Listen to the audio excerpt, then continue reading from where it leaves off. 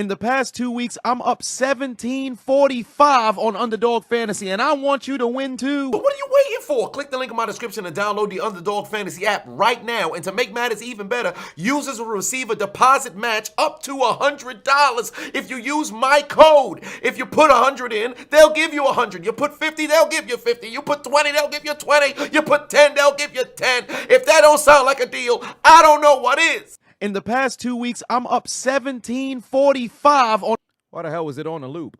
Why was it on a loop? But nevertheless, ladies and gentlemen, welcome back to Hold My Nuggets Incorporated. Why is this here? I think that maybe it's a little bit lower than it usually is, but make sure I'm able to be heard here. It would really suck if my mic is down. I think I'm good. Is it on? Is it? Oh yes, I am. All right, perfect. Turn me up, Turbo. What is going on, y'all? What is going on? It has been an incredibly long day. Where's the commentary? I'm uploading it now. Incredibly long day. I have to put it on Patreon. Good Lord, let me get my laptop. But first and foremost, before we even get to that, with the uploading process, let me first introduce today's video sponsor. If you guys haven't already, click the link in my description. Download the Underdog Fantasy app and use promo code Adonis if you haven't already. They will match your first time deposit up to $100. Yesterday was a stupendous day. Why was that? Because yesterday I took 2 W's that totaled what? 700 Dura. First and foremost, Colt McCoy, Julius Randle. I know that was random as hell having Randle in there. Derrick Henry, Justin Herbert, and Josh Jacobs done helped me get 200. Then I was able to, this was my first ever insurance on one of the picks. You just had to get 4 out of 5. Now, granted, if I got 5 out of 5, I would have had 2,000, but Daniel Jones screwed me over on the Giants' last drive. But nevertheless, I was able to walk away with a $500 victory right there on the Underdog Fantasy app. So if you guys haven't already, click the link in my description, download the Underdog Fantasy app, use promo code Adonis, and you will have a chance to win. We've got 4 parlays running today in an effort to see if things will work in my favor. First and foremost, we've got 5 for 100. What do we have here? We have Christian Watson going over 48 yards. We've got Austin Trammell, who never touches the field, being under 4 yards receiving. Tutu Atwell, who went crazy with Baker Mayfield last game. I expect him to have at least 35 yards. Kieran Williams on the ground. I need him over 18. Then I need Cam Akers over 54. The Green Bay run defense is absolutely abysmal, so I expect that to go down for me. Ben, I have a little bit of basketball going over here mixed with football. I need Giannis to get me 32 points. I need Austin to do absolutely nothing. Darius Garland is already taking care of business in the first half for me. I need Williams to pick up 15 more yards. And last but not least, I need Aaron Jones to run over 60, right? Van Jefferson, I need him to get me some yardage as well. Why is that? Because my other parlay that I have over here, I've got Baker Mayfield running for 11 yards. I expect him to run at 1 point. I got Ben Skoranek going for 35, or I should say 32. Christian Watson over 48. Kyron Williams getting me 18 yards. And last but not least, I need Van Jefferson to outgain Van Jefferson to outgain Alan Lazard. And last but not least, I got Tutu, Williams, Tunyon, Akers, Mayfield. So I've got 4 different parlays going crazy. Perhaps I could go ahead and get myself a W. All I need is a win on 1, and I'm feeling all right. But I hope you guys are tasting a little bit of W's as well. A number of different people reached out to me and told me they took W's on Underdog Fantasy, and I'm happy I'm not the only one winning. So make sure you click the link in my description, download the Underdog Fantasy app, use promo code Adonis, and last but not least, let them know I sent you. Barack09, put 2 on, said, love you, Chiseled. Filling fudge holes. Wait, what do you mean you filling fudge holes? What does that mean? What does that mean? You going raw, sideways, no Vaseline, up the poop chute? What's wrong with you? Ant White said you won both your parlays from yesterday. Magnificent. Magnificent. Barack09 said he's only here for the flashlights. What's wrong with that, brother? I'm trying to conserve my voice, so I ain't fixing to scream too much here today. But I do have my, it's not necessarily tea. It's a little bit of my mixture that I've tell you guys that the Caribbean gods have passed down to the individuals. You get yourself a little bit of rum. This might be a lot of rum mixed in with a lemon, alongside a whole lot of honey. Mix that sumbitch together. You're going to be able to conserve your voice. So there is that. I know this entire week, not only the primetime commentary tomorrow, I got the World Cup commentaries that got to hit the Patreon as well. And then throughout the remainder of the week, we got to close out the year with a bang. So we fixing to have a new upload every single day. It might be 2 uploads a day. Who knows? Oh, Mayfield's going down. No, he escaped the sack. No, he's down on the ground now. But Billy said if you would, curious if you would do a video commentary for special sports, shin kicking. Your cousin competed in it. He did terrible. Well, I've never heard of shin kicking. What is shin kicking? I've done, I remember, I believe it was last year. I did, it was probably about a month, maybe about, oh, good Lord. They are shin kicking. Oh, wow. They are shin kicking. British, interesting. UK, I've seen UK twice. World shin kick in the British. All right, so this is British. This is English. It is an English martial art. Interesting. All right. Well, no wonder they cheer for the cup to come home. Maybe they'll stop kicking each other. Whatever the case may be, hit the like button if you guys haven't already. Chevron, put 20 on it. Said, yeah, what's good? What a weekend of sports. A legendary World Cup final, a historic choke job, a Madden-like final play for the Patriots, a snow game, close games around the league, and the Saints got a W. What a time to be alive. I read that with no injuries. No problems. All right, I fucked it up on the last one. I said I read that without any injuries. How the fuck you gonna have an injury reading? That don't even make any sense. Whatever the case may be, hell of a goddamn weekend of sports, man. Great weekend of sports. Might I add, Devin Booker went for what, 58 a couple of days ago. So there's that. Oh, Wednesday I won't be going live Wednesday night because I will be at the Barclays for the I believe it's Nets and Warriors game. Forgot he is injured. Shit. So I will be there, and unfortunately, the fucking Steph Curry just had to get hurt. So that absolutely sucks. I won't be able to see Curry live for the first time. That's brutal, but nevertheless, it is a game nonetheless. Oh, wait, let me get this up on Patreon now.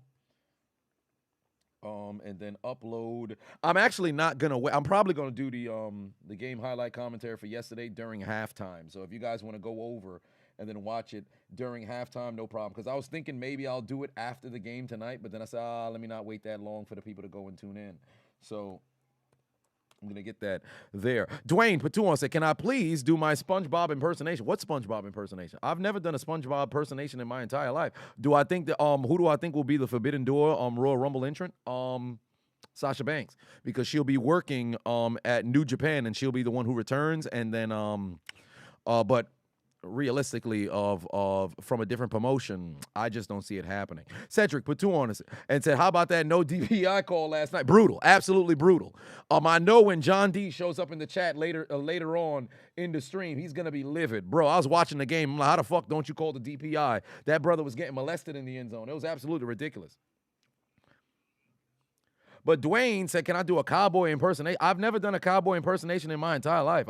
I don't know where that's coming from. You know how many people have reached out to me and talked about, hey, do a Cowboys voice? I'm like, when did I ever do a Cowboys voice ever in my video? What happened yesterday? What happened yesterday? We had the lead. We was up by 17, and then we went into the fourth quarter. We're supposed to put it away, and then the Jaguars came all the way back. I don't understand.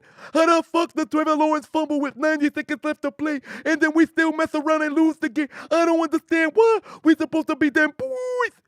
How the fuck did we end up letting them come back and then beating us? The Eagles won the division because we lost twice.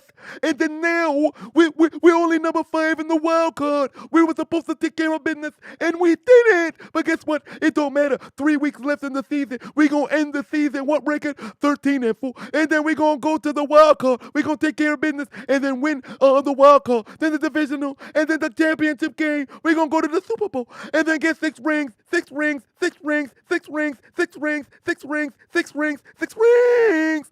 We them boys.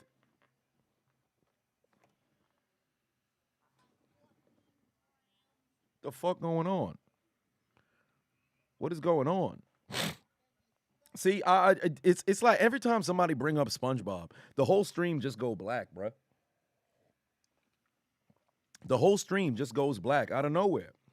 I don't know what the hell just happened. Why y'all laughing? Something happened? What's going on? What happened? Al, the Great Four, put 2 on and said, got 138 to claim from tonight's game. Beautiful, beautiful, beautiful, beautiful, beautiful. Peyton, put 5 on and said, how we doing, folks? I need the most mid-fantasy performances from Christian Watson of all time. Not too many receptions, no TDs, but a lot of yards. Would we consider that mid? Perhaps. Perhaps. Rhea Ripley beating Akira Tozawa's ass on Raw in a match. Wait, they fighting one-on-one? Are you serious? Oh, good Lord. Wait, why am I going to change the channel to go see if Rhea's really whipping somebody's ass? God damn it, throw the ball to Christian Watson. And, oh, no, I see somebody just tripped him. Are they actually in a match? Because I see Finn. Oh, the Flying Street Profits. What the hell is going on here? Well, that's interesting. Whatever the case may be. Kyle, put 5 on and say, how about those Jags taking down Dallas in OT? 2-game winning streak and in control of their own destiny. Absolutely. Oh, wow, they really are having a one-on-one match. This is ludicrous. Tozawa better win. Oh, good Lord. Kick his ass. Now, Braylon, put 2 on and said, Sunday game highlight commentary. It will be going live at halftime. I am actually setting it to go live on Patreon right now. But obviously there was a bit of delay because I had to record Saturday yesterday, and then I had to record go live for the World Cup, finish Saturday, try to go and finish Sunday. Did not happen in time. So we got it going live right now up on Patreon. NFL Week 15. It's something about Week 15s, man. Week 15s and Week 14s every single year are absolutely wacky. Oh, here comes Quadzilla. Huge first down. Huge first down. Oh, of course, Rhea Ripley fucking wins. God damn it. D the Kid said, you think somebody needs to sign Meg Thee Stallion? Why do y'all keep saying it? Why would anybody want, first of all, why would you sign that line, son of a bitch? But who needs to sign Meg Thee Stallion? I don't understand. What could Meg Thee Stallion do on the field that would ever do anything against it? Dancing feet with that lower body, it's unbelievable. Look at the body. Look at that bubble butt. Thighs. I mean, they're power generators, right? I apologize for my outburst. I apologize for my outburst. I take that back. God damn. Let me tell you something right now. Meg Thee Stallion step on the field. Everybody gonna get naked. Why? It's time! Bring them to me. I'm gonna give them the almighty stroke. What you're trying to do? Tell me what you're trying to do. I'm sorry about that.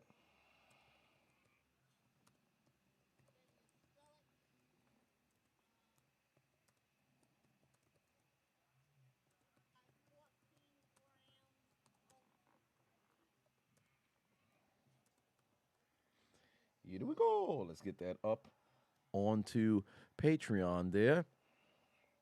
Perfect. And then it should be uploading on YouTube, which it is. And then we should have that up by halftime as the Green Bay Packers are on the move here. And the number one receiver apparently is not Watson, not Tunyon, not Lazard, but Dubes. James put 2 on it, and then the message was retracted. I wonder what it was that you said. Honcho put 10 on and said, Chiseled, how are you? I sinned before church and sinned after church. Had to go twice yesterday in honor of the GOAT. And vamos, Argentina. Yes, indeed. How the fuck did Aaron Jones not fumble there? Distraught put 2 on and said, how do I feel about the 49ers Brock Beautiful? Well, I will say this about Brock Purdy. He looks good, but it's been only a few games. Here's the thing. When you have a new quarterback, and yes, I believe somebody said earlier, great hoodie, thank you. But when you got a new quarterback who comes into rotation and nobody yet has enough tape or film on this person to identify how he meshes with the team, because here's the thing. A lot of times, casual fans will think, well, if they played one game, that's enough film to know what's going on. Here's a problem. You have a specific scheme for that particular team and that kind of defense when you have this quarterback that's in. So essentially, the only tape that you can utilize is this particular scheme against that defense. So essentially, you need to see maybe him play against 4 different styles of defenses in multiple different scenarios of the game, whether it's a 2-minute drill, whether it's fresh after a turnover, whether it's fresh after a takeaway rather than a giveaway. his first 15 plays. There's so much things you have to identify. So it's incredibly difficult for additional teams, or I should say opposing teams, to figure out what kind of, player that he's going to be. Now, as for the casual fan, you could look and say, hey, he looked good. But that's kind of where you have to leave it, because you can't necessarily have a projection of where the trajectory of where he'll go is be. Now, I'll say this much. The kid got moxie. I think him and Mike White, they both got a little bit of, cojones on them, but it's too early to call. But I think the kid looked good. I think the kid looks good. Malone said, who I got tonight? Tonight, I got the Green Bay Packers. Who you guys got? Oh, they got Ramsey one-on-one with Watson all day. Interesting. I did not expect that matchup. That's defensive PI, by the way. That is defensive PI. That's defensive PI. Yeah, they really got Watson one-on-one with Ramsey. Wow. Shit. I'm seeing a lot of Green Bay in the chat. 3rd and goal. Up, go down, Rodgers. Kick the field goal. Go down. Packers by 17, says Net Strike. Interesting. Yeah, I said only because I want Bakers to cook. Oh, my. Ramsey was holding bad. Indeed, he was holding bad. Caleb put 5 on, say, AU. AD going to the Pro Bowl again 9 years in a row, and he's been hurt. I'm not. Oh, well, for one, did the votes go in? Because if I'm not mistaken, I don't know if the tally went public, because I believe the last day to vote was last Friday. So that's news to me. I did not know this. Mason Crosby, field goal through the uprights, and it's good. I was really hoping somebody had a wager for Crosby across all, possible sports betting. But I guess they knew that there would be a great propensity for some field goals here tonight. So they went against, possibly even having that wagered. The results came out today. Really? Interesting. So 2023 NFL Pro Bowl. Let's see here, because this is going to be a blind react, because I did not know who got voted to the Pro Bowl. Tua. What? Tua had the most vote by fans? Oh, no, for the Pro Bowl. Really? Interesting. Tua Hurts. Really? Wait a minute now. So, vote getters by position. Tua Hurts. Henry McCaffrey. How the fuck does Christian McCaffrey get? Okay. Henry McCaffrey, Ingle. Hughes, check. Tyreek Hill, Justin Jefferson, Travis Kelce, George Kittle.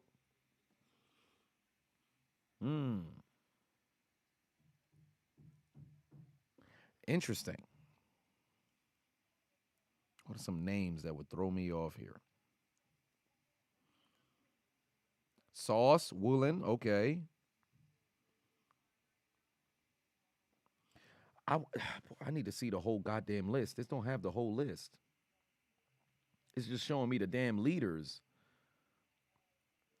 By position, they just showing me the AFC and the NFC leaders by position. How the fuck?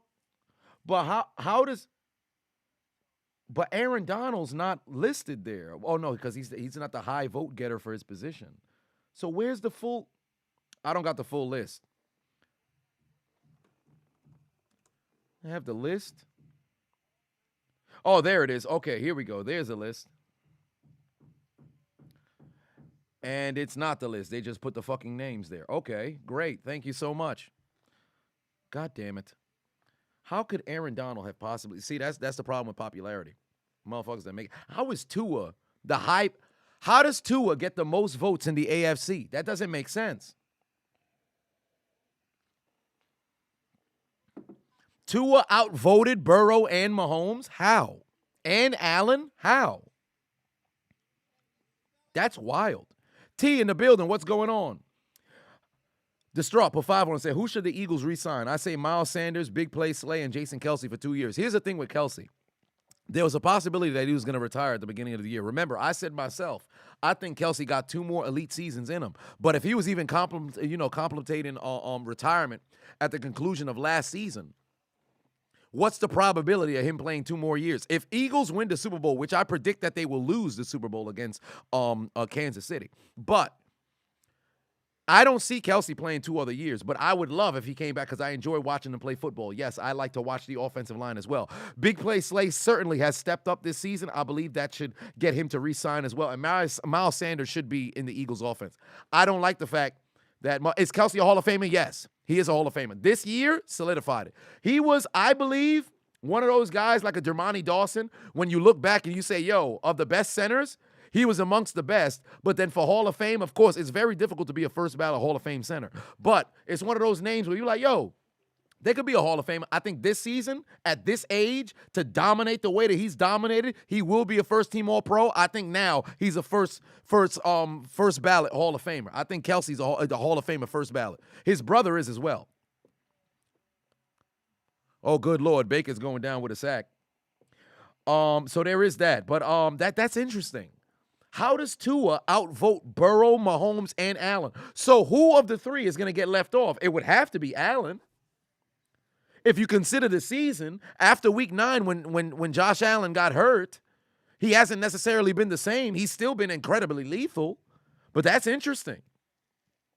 Because don't get me wrong, Tua should, in my opinion, it was between Tua and Allen for who would be taking that last Pro Bowl spot as the quarterback in the AFC.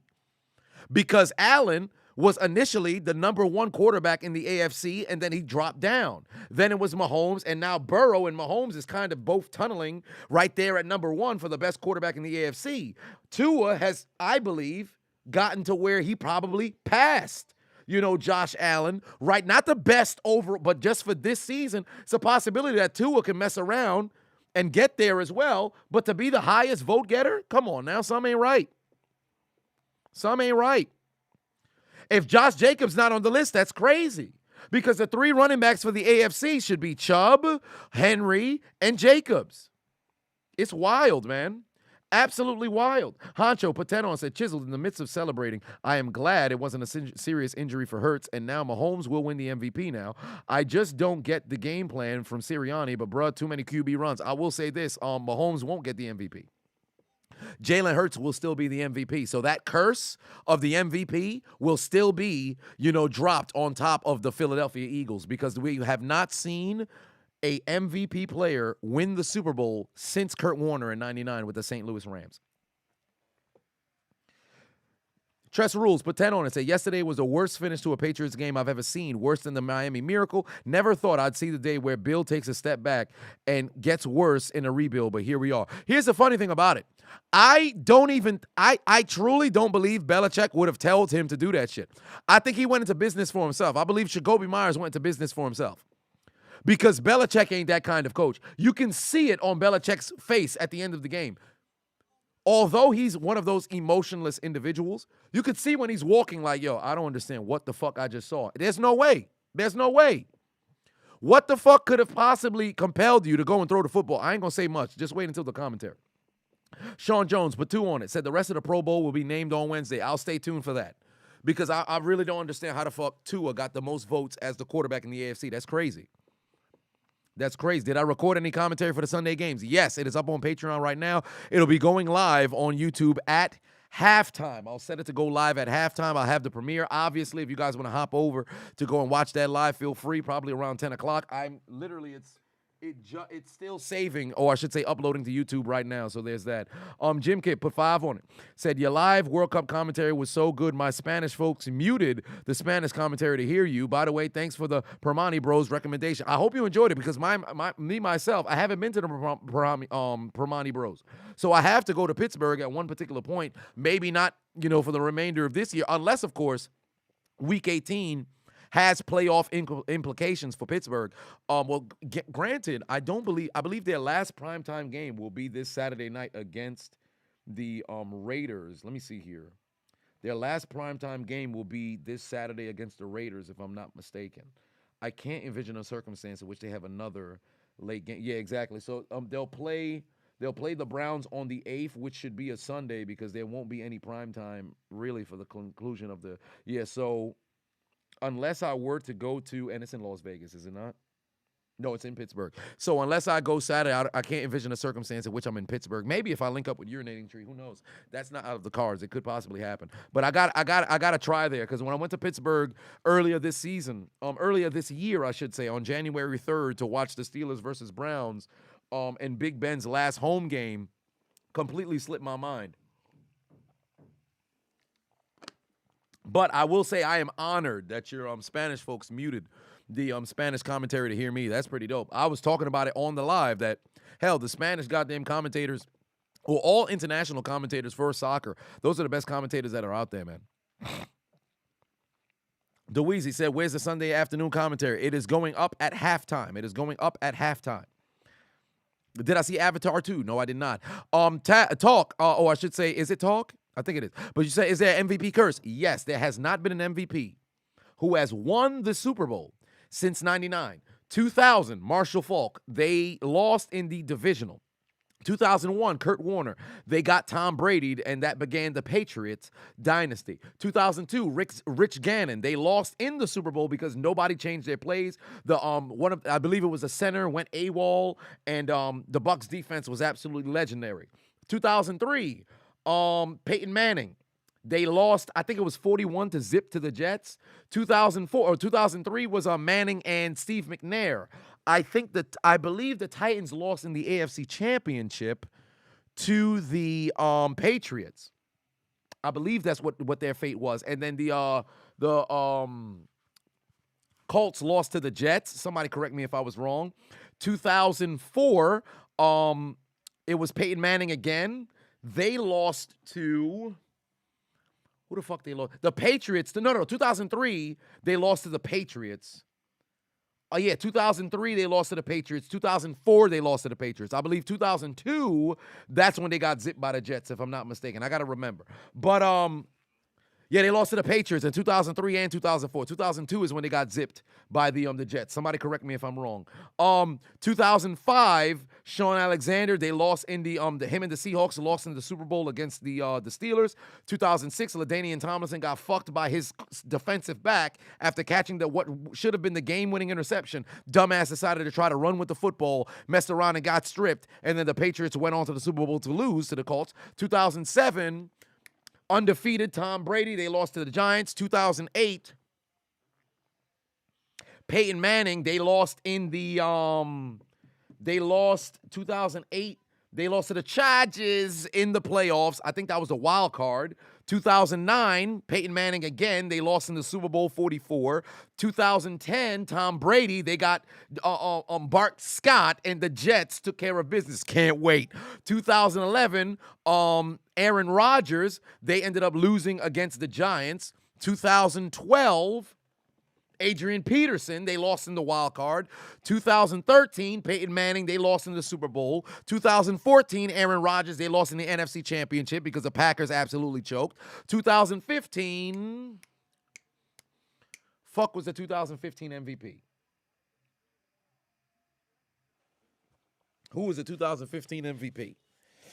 Matt Ryan was 16. I don't want to look at the chat. Who was the 2015 MVP? 2015 season. Cam Newton, they lost in the Super Bowl. 2016, it was Matt Ryan, they lost in the Super Bowl. 17, Brady, they lost in the Super Bowl. 18, Mahomes, they lost in the AFC Championship. 19, Lamar Jackson, they lost in the divisional. 20, Aaron Rodgers, they lost in the NFC Championship. 21, Aaron Rodgers, they lost in the divisional. And then ultimately 22, it'll be Jalen Hurts. I believe they'll lose in the Super Bowl against the goddamn Chiefs. That is my memory of the fucking, that's my memory of NFL history. So, as Aaron Rodgers throws an interception, and White, on the lateral, they said it was an improvised and it wasn't supposed to happen. Correct. Jacoby Myers said he was trying to be a hero. Here's the problem that I have with a certain sort of play like that, right? Given the circumstance, why?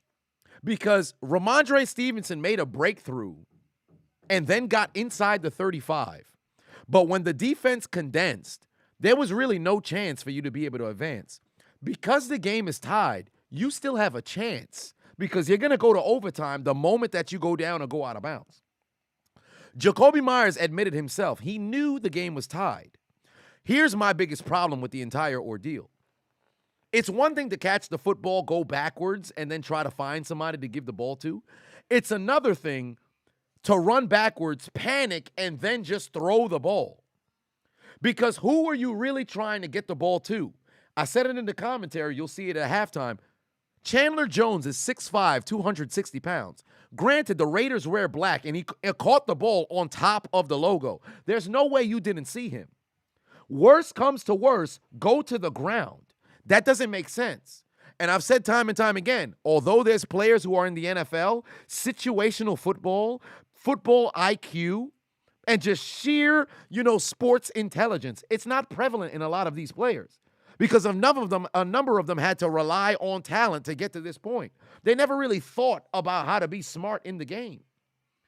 That is a kind of mistake that will have you cut before you make it to the locker room. I've never in all of my days, I've never seen something like that in my life. Brutal. Absolutely brutal. There's no way. There is no way. And guess what? That will cost the Patriots the postseason. Because I believe that they'll lose 2 more games, and it'll be a half game that'll be the difference. That will cost them that'll cost them the playoffs. A number of different things. They've lost other games earlier in the season, but that mistake right there, that'll cost them the playoffs. Because at least you could go into overtime and you can maybe have a chance. But that right there, that'll cost them the postseason. Slick Dizzy said, it's been a lot of 17-point comebacks this year. Absolutely, it has been a crazy amount of. I believe this season already. I believe it was in the middle of the season. The NFL had already, or I should say, this season had already amassed the most comebacks in NFL history. Now it's just setting a record. Who's my offensive player of the year? Justin Jefferson's the offensive player of the year. Josh Jacobs had a chance, and then the past 2 weeks, I can't even really say the past 2 weeks, he's taken a step back. I can't say that. I can't say that with a straight face. Justin Jefferson has just absolutely exploded, so he's my number 1 offensive player of the year. But yeah, there's that. Let me scroll up because there were some donations that I possibly missed. Okay. Yes, Joe, FLA, put 10 on it. Said Josh McDaniels is below average head coach, but as an OC, he makes Matt Patricia and Joe Judge look like Walmart greeters. Can't believe how much his absence in New England has changed for the worse. Absolutely, bro. He's a great coordinator. Head coach, he ain't it. He ain't it. Now, don't get me wrong. I'm not going to chastise the man on his first season with Oakland, with Las Vegas. But what he did in Denver was subpar. And, rumors were going around that he was cheating. And then what he's been doing now with Las Vegas has been subpar as well. And there comes a point where, mistake football, or I should say, it's usually mistake-free football, but mistake football is going to come a point which it falls on the coach because you're not disciplined. And the Raiders are not disciplined. That's a Josh McDaniels problem. Distraught, Patuan said Eagles re-sign Sanders and draft Blake Corum, #eat. All right. Caleb, Pafavo said, hey, Chisel, let's play a game. Cut, bench, release. Brady, Flacco, Breeze, all in their prime. Why would you ever include Flacco? He's getting cut. Well, I should say release. There's no, come on now. Cut, bench, release. That's just, Flacco's getting released. I would, and that's very bizarre. Cut, bench, release. All right. Well, all I know is Flacco's getting released. I guess I would have to cut Breeze and bench Brady. I'm very confused here. I'm very confused here. I guess I would bench Brady, but retain him because he's gonna have that chip on his shoulder and still go on to be the greatest quarterback of all time. So I guess there's that. Isn't cut and release the same thing? Yes. So I'm very confused here. I love how you said all in their prime, like Flacco measures up. He's nowhere near. Eddie, put 5 on it. Said, what happened this weekend? Matt Ryan being Matt Ryan and a disappointing loss for the Lolly-Lulu and Mr. Yes, indeed. Chevron put 5 on it. Said, this motherfucking football prowess is untouchable. I barely remember what I ate this morning, and you can recall the last 2 decades of MVPs and when they lost. Well, it's something. It's something. I got because I was obsessed with football my entire life, And when I was young, I was always that statistician motherfucker who knew all the stats, knew all the players, knew what happened, had to remember all the MVPs. I used to know the entire 2008 Steelers entire roster. I used to know it from long snapper to the 53rd man who was like the third string defensive tackle. I used to know the entire fucking roster of all the teams. It wasn't until I got to college and I realized, and I've talked about this before, because I recognized in high school to a degree, but it was college that kind of took it to the upper echelon. When I realized nobody really gives a fuck. And then I said, you know what? Let me take a step back. Moon said Flacco didn't beat Brady and Manning. His defense did. Correct, but Flacco played stellar. I'm not going to take anything away from Flacco. But Flacco in the playoffs always showed up, similar to when they make it the myth about Eli. But you can't ignore the regular season and also, like, for example, people who make it seem like Nick Foles is just this fucking god, like this man's a savior. There's technicalities to a lot of different things. It's not to discount, a player's talent, but we got to be legitimate about these, this kind of conversation, So there is that. SSG said, Patuan said, Hurts wins MVP and loses to the Jaguars in the Super Bowl. Oh, boy, Jaguars going to the Super Bowl. I don't see it happening, but all right. I believe that the Jags will come one game short of the postseason. Remember, I said this at the beginning of the year. I said the Lions will make the playoffs. The Jags will be one game short of the playoffs. I've said this at the beginning of the year. Don't look at me like I don't know football. Caleb said, you meant start. Okay, so you meant start instead of cut, I would assume. So for one, Flacco's gone. Cut, released, he's gone. I would start Brady. I'd bench Breeze. I'd start Brady. I'd bench Breeze because you can't not start Tom Brady. No disrespect to Breeze. I believe he was the most accurate quarterback of all time, but you just can't not start Brady. Tressa Rules, Pateno said, unsurprisingly, you accepted the fact that New England was missing the playoffs at the moment we bought Fat Patricia back until I see him unemployed and away from an NFL team. That is what I'll call him. Fair enough. Adolphus, put 5 on and said, welcome to the Shadow Realm. Indeed. Yeah, I said New Balance, Todd Bowles was right about Detroit. I had them 9-8 to start the season, scraping a 7th seed. I said that Detroit would win 10 games, which sounded crazy when I said it during the NBA Finals. But now, if they win out, they will win 10 games. Will they win out? I'm not too sure. But it could happen. It can happen. Because the Lions are roaring.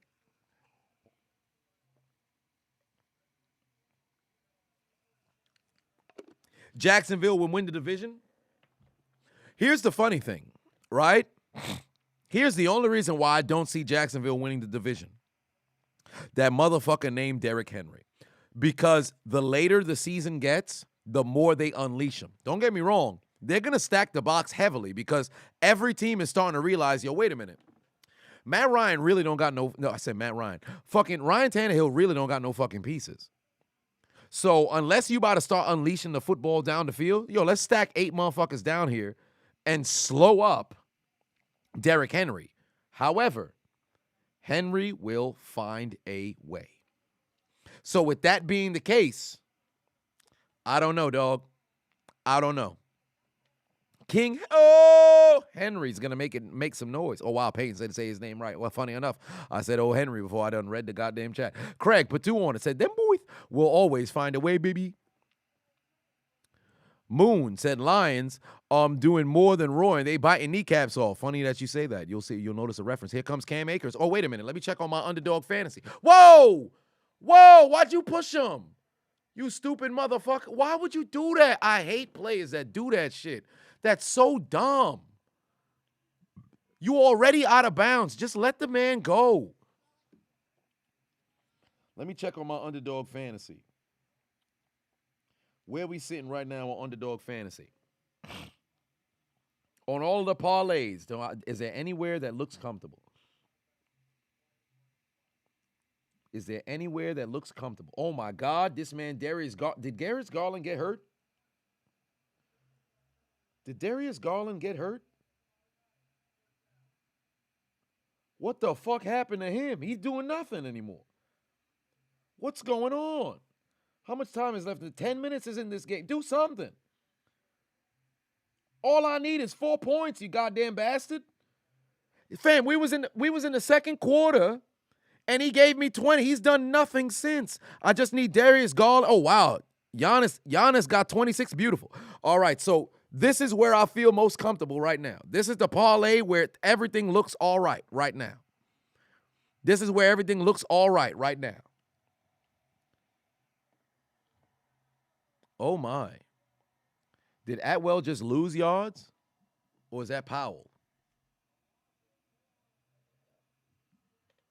Oh, that was a handoff. Oh, beautiful. So I ain't too concerned about that. I need passing yards. Come on now. Yeah, every other one is not looking very promising. But all I need is a W in just one. And it would be very nice if Garland could get going. Yeah, every other parlay is not looking very promising. But if you guys haven't already, click the link in my description. Download the Underdog Fantasy app. Use promo code Adonis, and they will match your first-time deposit up to $100. Here comes Baker Mayfield. Play action. Why did he not go deep down the field? Oh, I see there was 3 Packers over there. I'll take that back.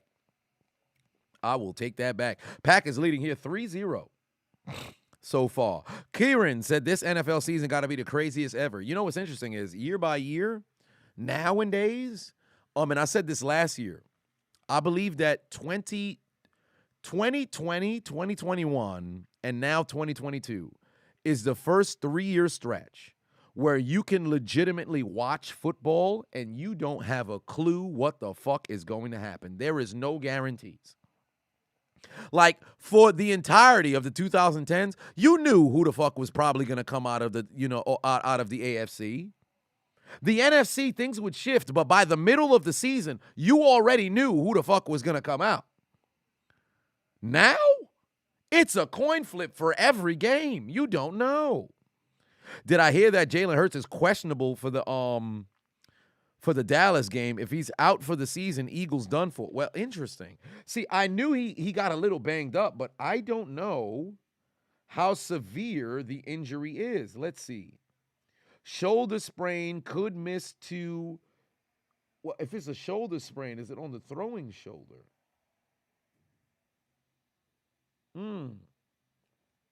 It's not considered a long-term injury, but it's an injury nonetheless. If he sits out the game against Dallas, it's not that big of an issue. With Minnesota being 2 games behind and Philly being 3 games ahead, they've got the division, unless they were to lose out for the remainder of the year. They've got the division and most likely the number 1 seed wrapped up. So if I'm Philly, I'm not forcing Hurts to play. They'll be all right. They'll be all right. Julio said, see y'all in 2058 at the NBA championship between the Utah Jazz and Miami Heat.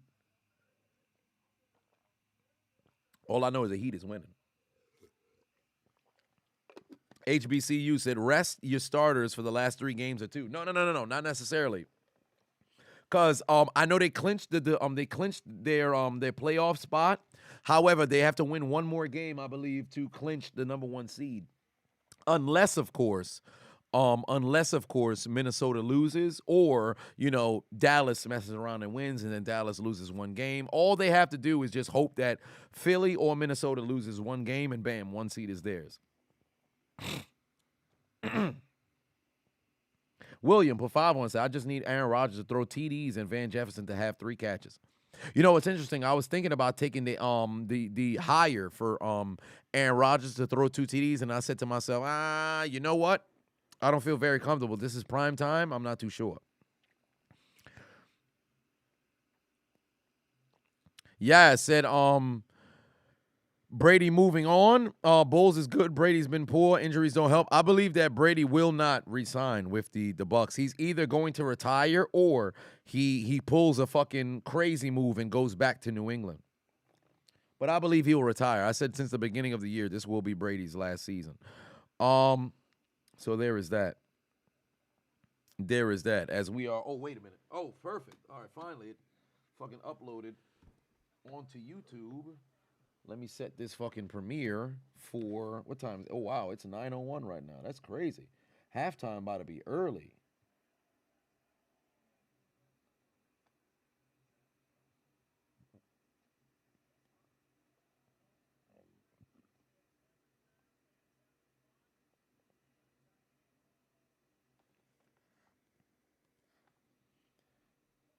This man really threw the football at the last tie game at 3 apiece. It sucks they didn't have a goddamn parlay for the kickers because they knew this was going to be a kickers kind of game. They knew. Those sports dudes are a little sneaky. They're a little sneaky sometimes. Just a little sneaky. They some fucking sneaky bastards, bro. They knew. They know what's going on. He's going to take it out of the end zone. Well, he's going to take it to the 25.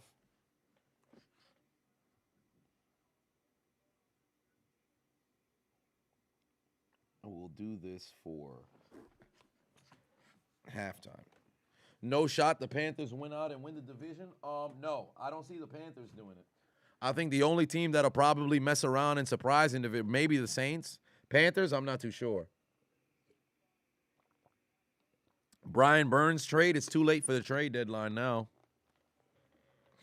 But the Bucks will win the division at 8-9.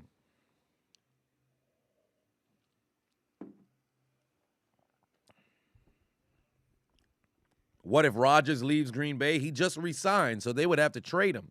Oh, damn, the Vikings have 11 wins. My apologies. Yeah, so the Vikings would essentially have to lose a game, and Philly would just have to win. But they need the Vikings to lose. But if I was them, I would have Hurts sit a game. If he's in excruciating pain, have him sit. There's no reason. Tyrone said, you have testicular cancer. I am sorry, brother. I'm sorry to hear that. I am sorry to hear that. As right now, the Packers and Rams are tied at 3 apiece. They are tied at 3 apiece. Wow, this is the first week in NFL history where there were 3 17-point comebacks. What if the Lions lose this Sunday? If they lose this game at Christmas Eve on Saturday? Well, if they lose, they won't drop completely out of the playoff race. They will take an L, so that will hurt them, but they wouldn't fall completely out. Braylon Pafavon said, proud of the Lions this year. For years, we scraped the bottom of the barrel, and now we have a shot at the postseason. Go Lions. Yes, indeed. Oh, beautiful pass over the middle. That's Randall Cobb to move the chains, but still, Watson has been blanketed. See, I did not anticipate Watson being guarded by Ramsey. What I thought was going to happen, now granted, there are certain different situations. I see Ramsey right there on Lazard, but for the most part, Watson has been guarded by Ramsey, and he's just been completely taken out of the game. Jesus Christ, Garland, do something. What is going on? Has Darius Garland just stopped playing basketball? What the fuck? Bro, what? Oh, they're up by 20. No. Oh, I'm sick. Yeah, it's over for that parlay. I should have insured it. Oh, they up by 20. No wonder. God damn. Yeah, it's clipped. Well, there goes the one I felt comfortable about. Now I got to look at the other ones. They up by 20. He ain't coming back in the game. Well, luckily enough for me, I only wagered a total of 20 in 4 different parlays for 100. So I took a 700 W yesterday. So, I mean, if I ain't get it today, then it is what it is. Yeah, it's clipped. They up by 20. Ain't no way he going to go in there and be productive. It's all right, though. Yeah, comfortable to broken. Yeah, it happens. It happens.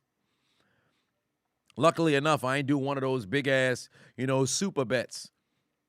Like yesterday was a wager because I wagered 200. Like this is what I appreciate about Underdog. Sometimes you got to wager. You can insure your pick because I knew somebody was going to screw me. This was actually a $200 wager. Yesterday when I won the 500, this was a $200 wager, and I knew it was going to be crazy. So I said, yo, let me make sure to insure it. And that's the beautiful thing about Underdog, because you can have a little bit of insurance on your wager. So I was able to insurance, and Daniel Jones did screw me over in the end. However, I did get that 500. I may have missed out on 2,000, but wagering 200 to get 500, I ain't tripping over that. Sometimes you got to put a little bit of insurance on the wager. I might mess around and always put insurance on the wagers. Because how many times have I been one leg short Adonis? It's been crazy. Napoleon put 2 on it. Oh, pardon me, put 20 on it. So how do I feel about a previous Super Bowl winner not even making the playoffs next season? It happens. It happens.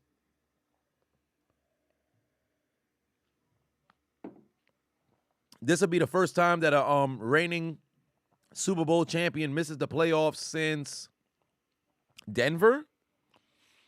Let's see here. Bucks went to the playoffs last year. Chiefs went to the playoffs. Patriots went to the playoffs. They lost in the wild card. Eagles went to the playoffs. They lost in the divisional. Yeah, it would have to be the Broncos, because the Patriots went to the playoffs, and then they lost in the championship. So yeah, it would have to be the Broncos. So that happens.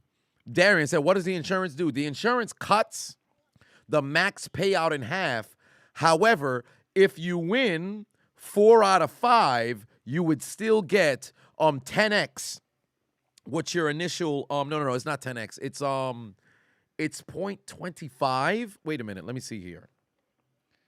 Let me go here. Let's just go. We'll do one for the NBA game's about to start in 10 minutes. Okay, LeBron's not playing. Oh, Lonnie Walker's scoring. I'm not too sure. They're playing against Phoenix. Okay, so let's go Ayton, points, rebounds, bam.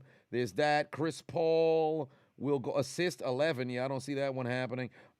This is 3. LaMelo Ball playing against Sacramento at 10.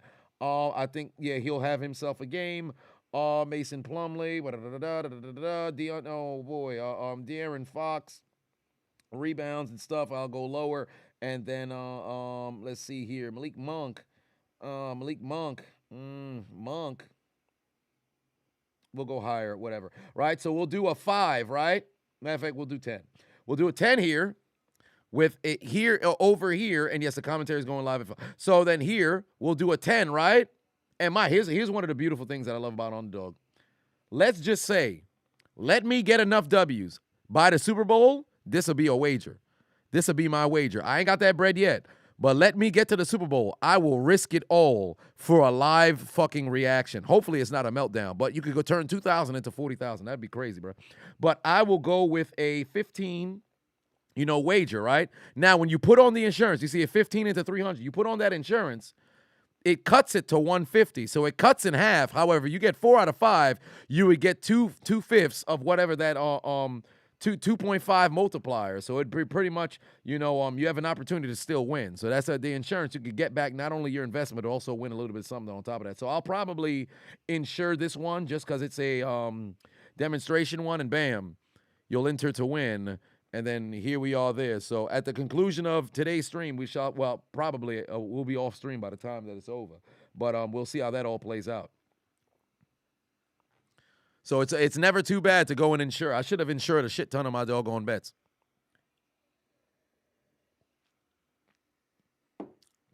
So that's a beautiful thing about Underdog. As the Packers are driving, ladies and gentlemen, Tyrone said, chill, Adonis. You know you ain't got no money. Ain't that the truth? But it's a chance to win. It's a chance to win nonetheless. Today's total wager is 35, so I ain't tripping over all of that. Julio said Pat McAfee is kind of retarded. Where's that coming from? I wouldn't say he's retarded. I think he's brilliant.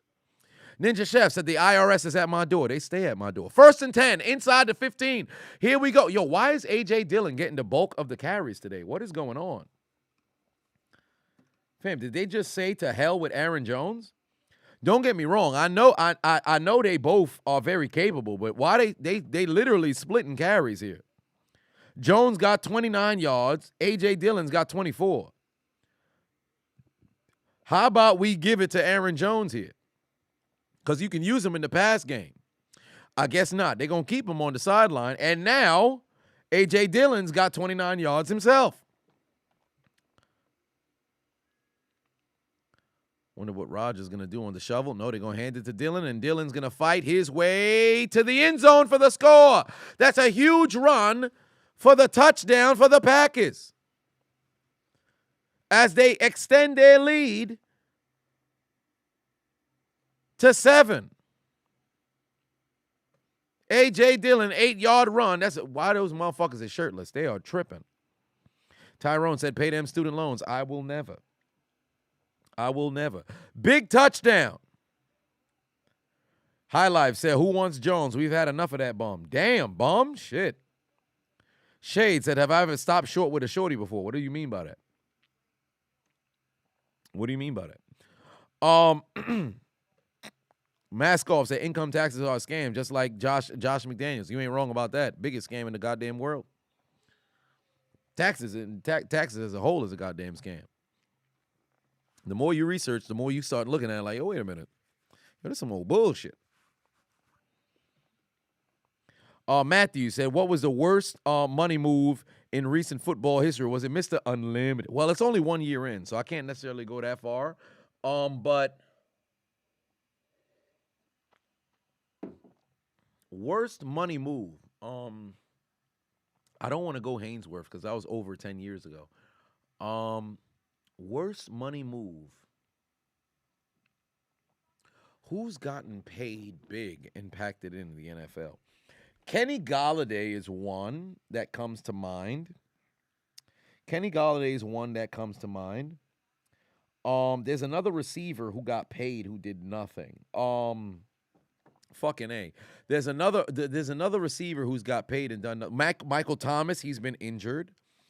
Carson Wentz, he got paid. Thank you. Now you're dropping some names up in there. Todd Gurley, unfortunate situation. AB, no. I can't say AB. OBJ, I wouldn't say to the degree of Golladay and Gurley for the most part. I can't go that far. Matt Flynn.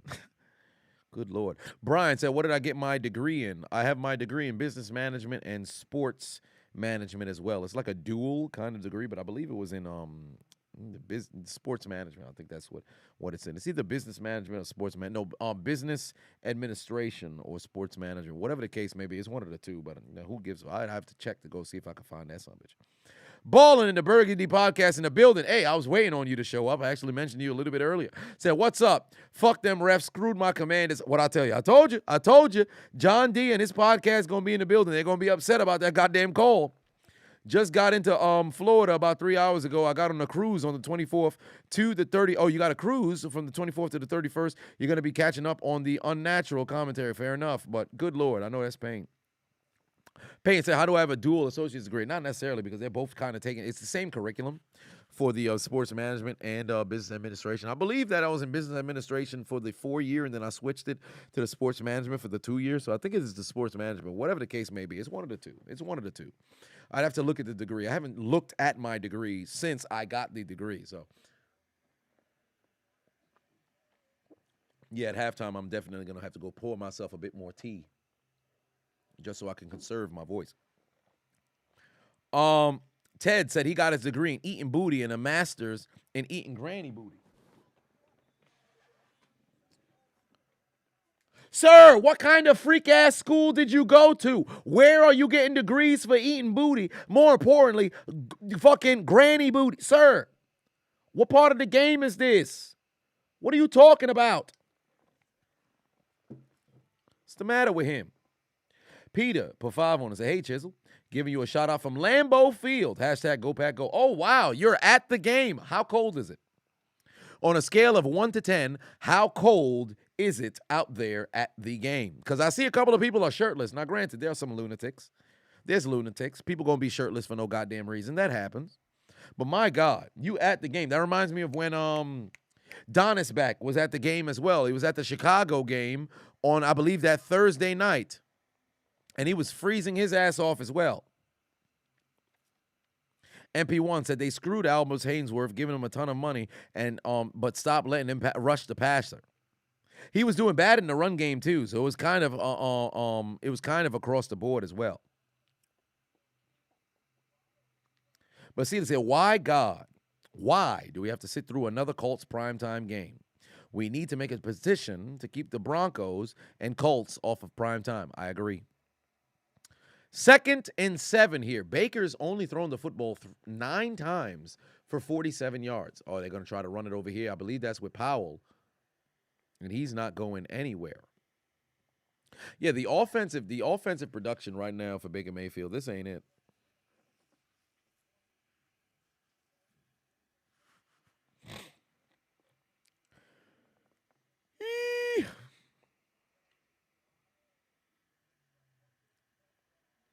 Here we go.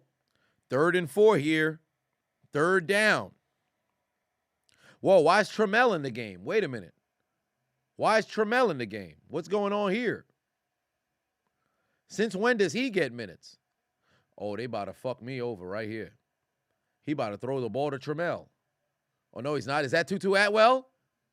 Beautiful. Come on, Atwell. Make some plays. Slick Dizzy said, can we establish that Baker is average point blank, period? I think it's a far-gone conclusion he is. The only people who believe that he's above average is Skip Bayless. And I don't think there's anybody else who would say that he's above average. He's an average quarterback. He's an average quarterback. Never in my life have I ever heard anybody call Baker Mayfield elite outside of Skip Bayless. He is an average quarterback through and through. Ryan said, don't have Russell fly a plane or drive a Ford Bronco because bad things will happen. Also, Brady is 1 loss away from having his first losing season in his career. Also, fuck the Bronx every day. Absolutely. Sorry, Peyton. Ain't that the truth? But, yes, I would, with Brady being 1 game away from having his first losing season, it's crazy. Like Ben Roethlisberger never had a losing season either. Brady never had a losing season. Ben has 1 season in which he's lost more games than won, but then he got hurt, so he didn't get an opportunity to make that up, and ultimately Pittsburgh, got to 500. But the closest Brady's ever been to being 500 was, I believe it was the 2002 season when he was 9-7.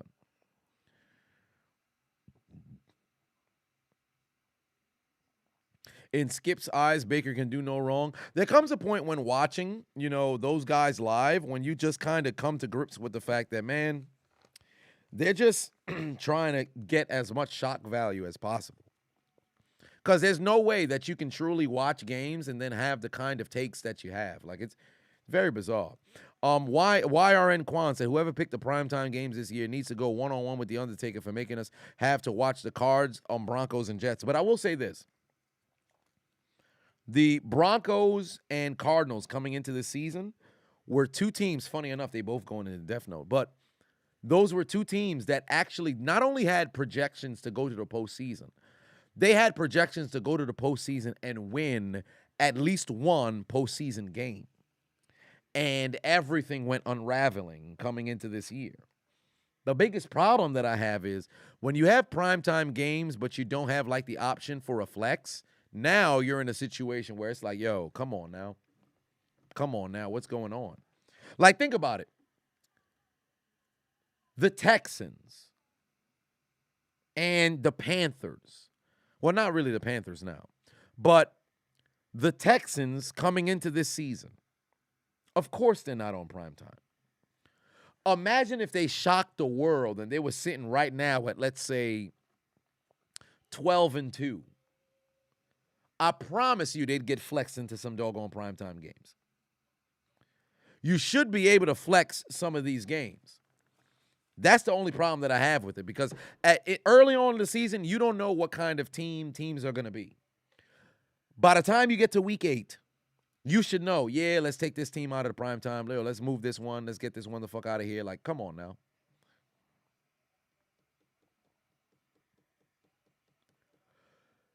All right. We have, I believe we're at the 2-minute warning now. Did the Eagles get any primetime game? Yeah, the Eagles been on primetime. Damn, I'm out of tea. But I will be departing for halftime and then returning just so I can make sure that the commentary is uploaded.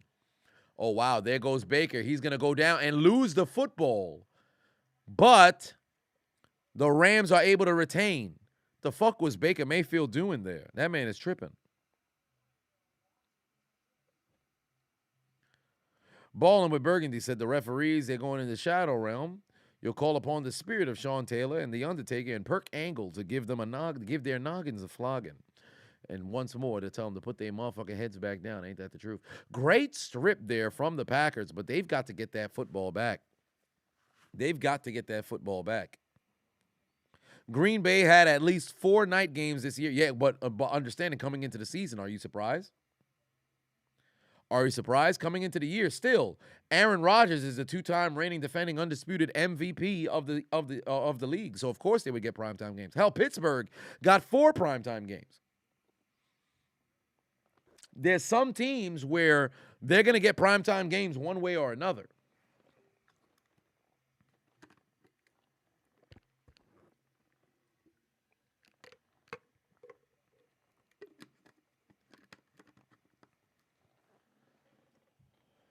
.248 on the clock here.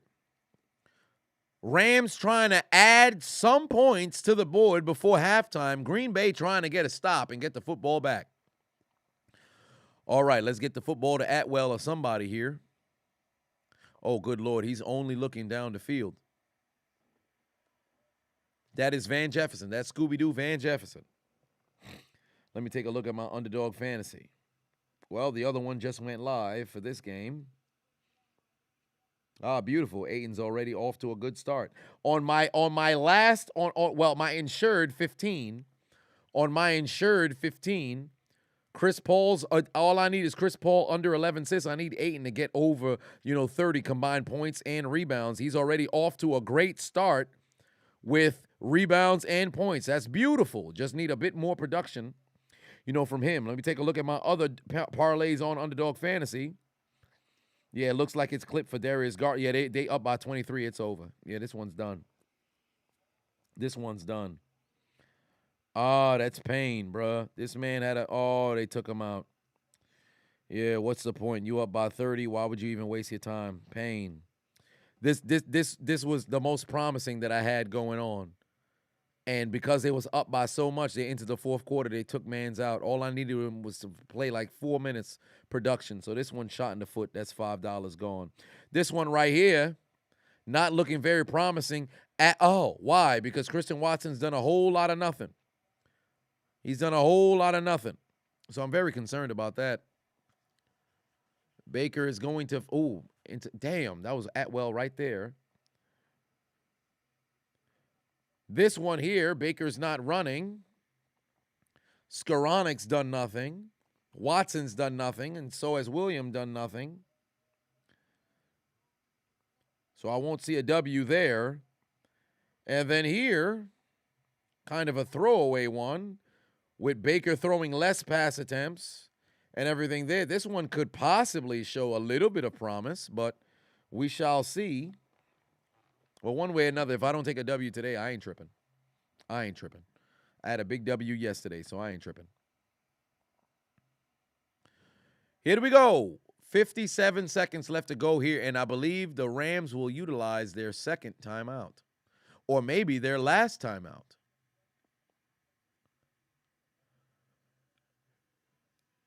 It depends on which one they're going to use. Oh, yes, the college football semifinals, December 31st. I will probably go live for Georgia, Ohio State.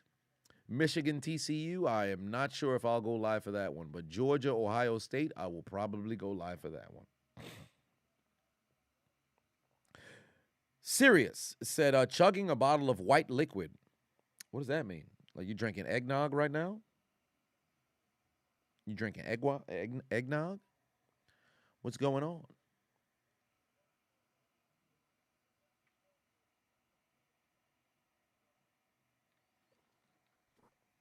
Here we go. Under a minute left to go here in this quarter. There's Baker, takes the snap, looking for somebody. He had a man wide open. He's not even looking at him. He's just going to throw the football away. He just going to throw the football away. He had a man in the middle of the field. He never saw him.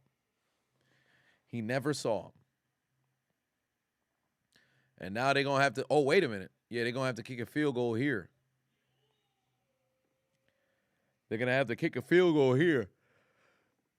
How long of a field goal will this be? It's at the 37, so this would mark them at a 52-yard field goal, 51-yard field goal, 55, Jesus Christ.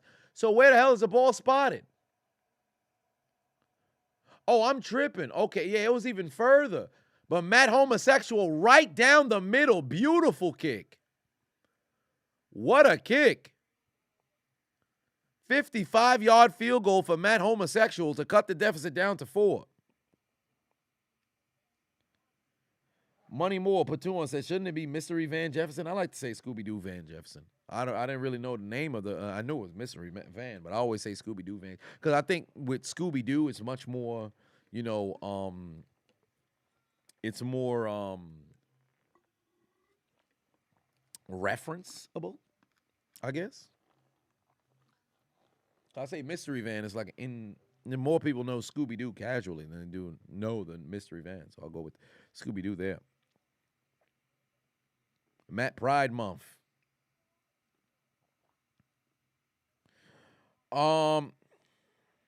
Basili said that Rhea Ripley and Dominic Mysterio are having a live sex celebration right now. But no, they're not. Where'd you get that from? Oh, it's just a fat-ass motherfucker beating up Dexter Lumis. They having a ladder match? They having a ladder match for cocaine or something? What the hell's going on here?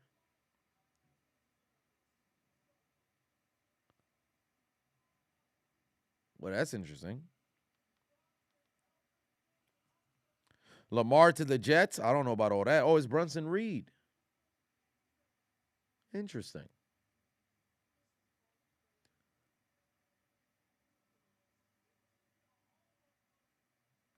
Wow, a ladder match for some money. Interesting. Will the WWE ever return to the glory days of old? No, because kayfabe was somewhat believable in the day. Now that it's not going to work. Social media destroyed that. But you're supposed to believe motherfuckers got real beef, but they all chilling, you know, after the show, out in front of everybody. Like you got to bring back a bit of legitimacy back. So I think it's clipped. It's never going to go back to the old days. It's never going to go back to the old days. Now, I do believe that Lamar will leave the Jets. I said the Jets. He will leave the Ravens. I do believe that he will leave the Ravens. No doubt in my mind, I believe he'll leave the Ravens. Now, as for where he goes, I don't know.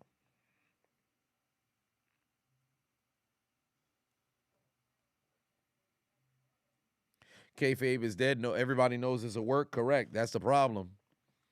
What they should do is start to try to bring back a bit of legitimacy. Start having some shit happen, you know, off of the television. And if somebody gets arrested, yo, you bail them out, you know, drop charges, whatever the case may be. Start going towards, you know, bringing back legitimacy into work. Like, yo, somebody really do pull up on somebody. Don't fight on the airport because, you know, that's federal ground. But, like, have something where somebody gets arrested and you're like, yo, I don't know if this shit is legit. Yo, you bail them out on the back end. You know, you write that off on your taxes, whatever the case may be. But got to make that happen. Garoppolo to the Ravens. I wouldn't be surprised if something like that happens. But Greg Roman would have to go because Garoppolo ain't going to work in that offense.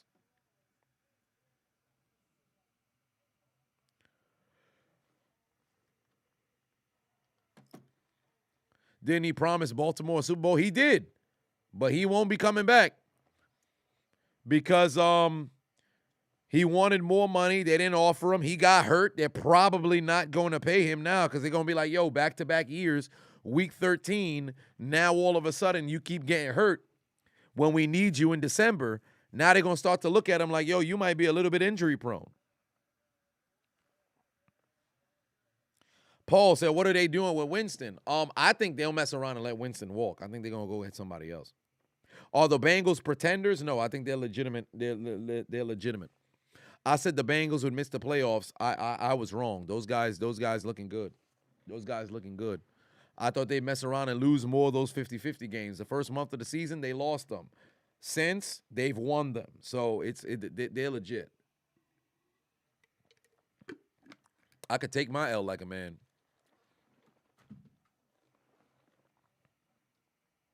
They've won those 50-50 games.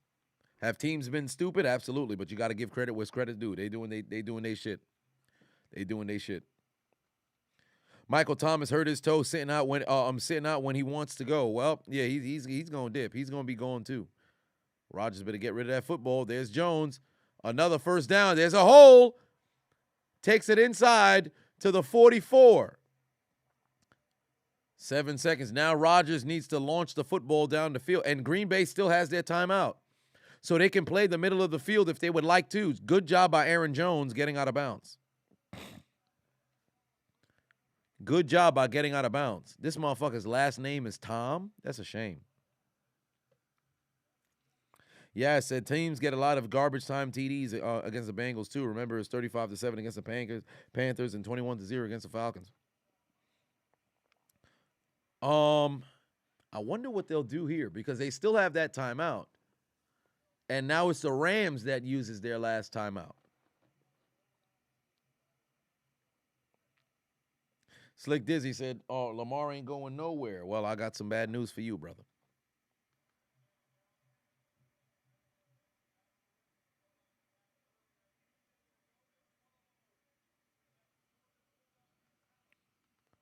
Trevor Lawrence is the truth. He will be the future. Good Lord. I wonder what the Packers are going to call here. What are the Packers going to call here? You can try to surprisingly run the football, but that would be very stupid in this moment. You shouldn't even consider running the football. You would need an incredibly soft kind of coverage, and that's not what the Rams are showing here. Yo, they playing off like 8 yards. Oh, no, they're going to the middle of the field. Everything's short. Damn. He threw it too short for Watson. He didn't want to waste more time. He recognized what had to happen. Now they got to go Hail Mary. Good job. Good defensive call by the Rams. You notice they kept everything short. If Rodgers threw it a little bit deeper to Watson, Watson would have to catch and drop himself and give himself up and immediately call timeout. The probability of a young player doing that, very low. So now he's got to take that Hail Mary. I can only hope that he finds Watson because I need those yardage. They're going to try to see if they could draw them off sides. Nope. They could call a timeout. They have a timeout left. Nope. They're going to run this one. Here we go. Here comes that Hail Mary. Rodgers is going to launch it. He's got to launch it. He's avoiding everybody. And now he goes down for the sack. God damn. You got to throw that football, dog. I don't understand why he didn't just launch it down the field. Just throw that fucking football.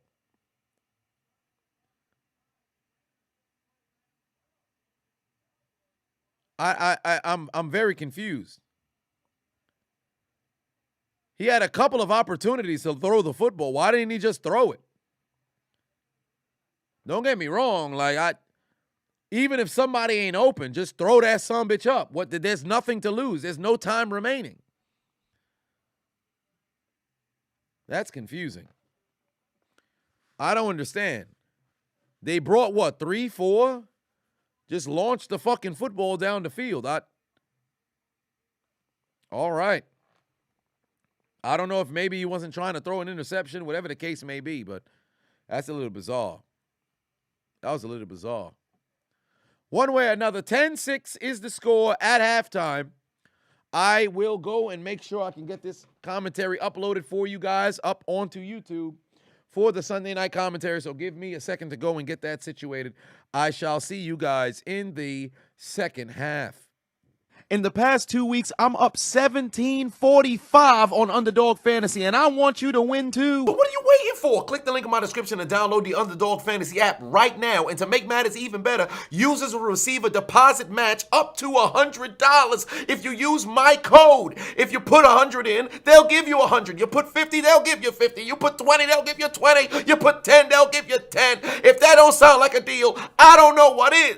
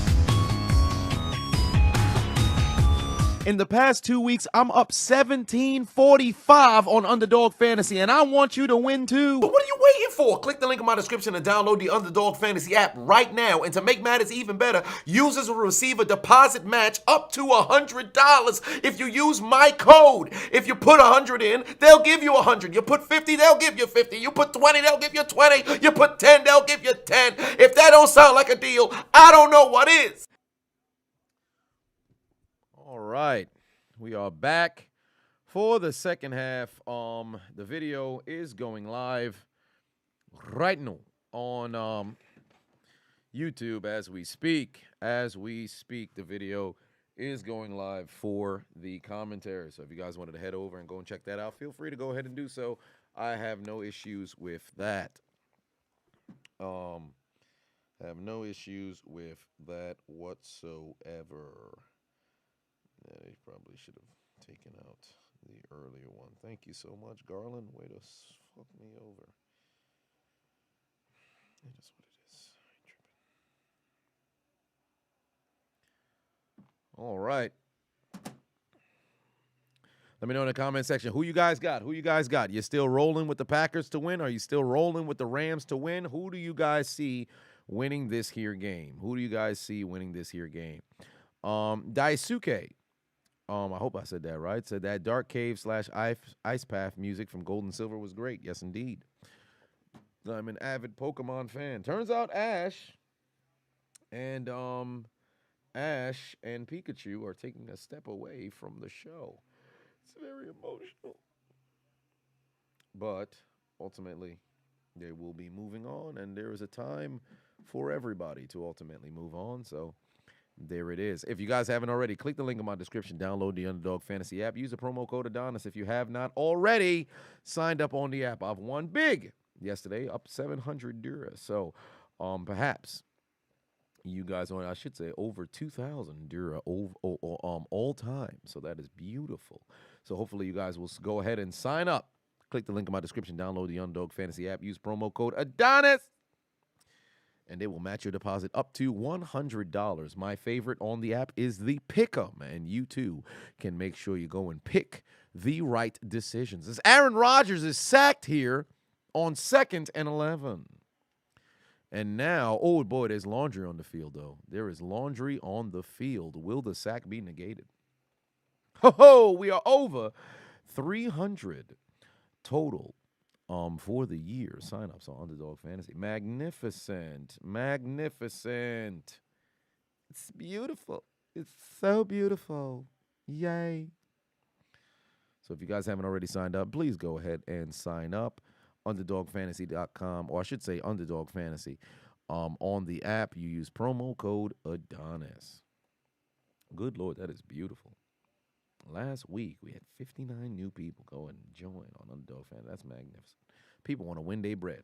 If you got yourself a W on Underdog Fantasy, let it be known in the comment section. We had a few earlier.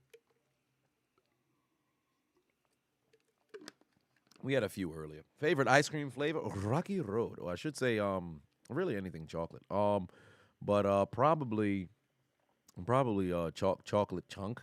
I've always been a big fan of chocolate chunk. So there is that. No Cap Gun said you need an Aaron Jones TD. I just need Aaron Jones yardage, but it's pretty much got shot in the leg due to Darius Garland, not having to play because the Cavs absolutely blown out the Jazz. So there is that. Cookie dough overall. Cookie dough's not bad either. As the Packers, who off of a hold on the defense, have a new set of downs here in this game against Green Bay, which is moving incredibly fast. I said the game against Green Bay. They have a Rams in Packers. But this game is moving incredibly fast. Seldom do you have the second half start before 10. So that's how you know time is moving fast. Dubes is easily the number one receiver here tonight. Watson hasn't even had a football go in his direction. Well, pardon, he had a football go in his direction one time, but Dubes is easily the number one target here today. This is interesting. Rodgers with 118 yards passing. Well, I should say I should add on a couple more after that reception. This in the cold, it appears that they're not even trying to go towards They're not even trying to go towards Christian Watson. That's fine. Not no problem. Maybe he'll have a big play. Maybe he won't. He's one-on-one right now against the number 2 corner that they have going on. Maybe they'll take a shot. Indeed, they do. There's Watson, his first touch of the game. He picks up 10.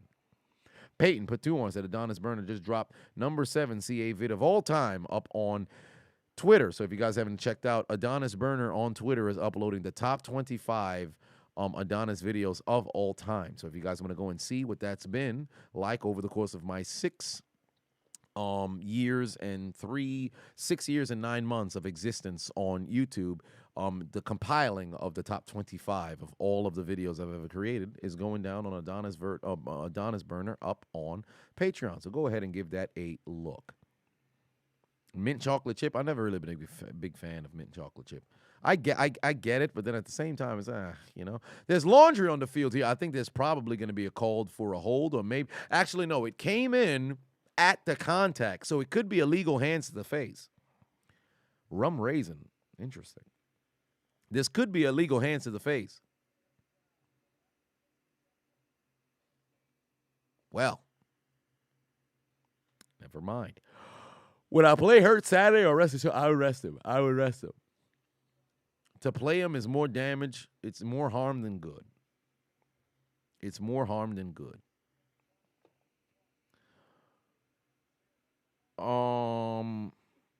Talik said, what else football related do you have an extensive memory of besides MVP curse? Super Bowl champions? Super Bowl champions?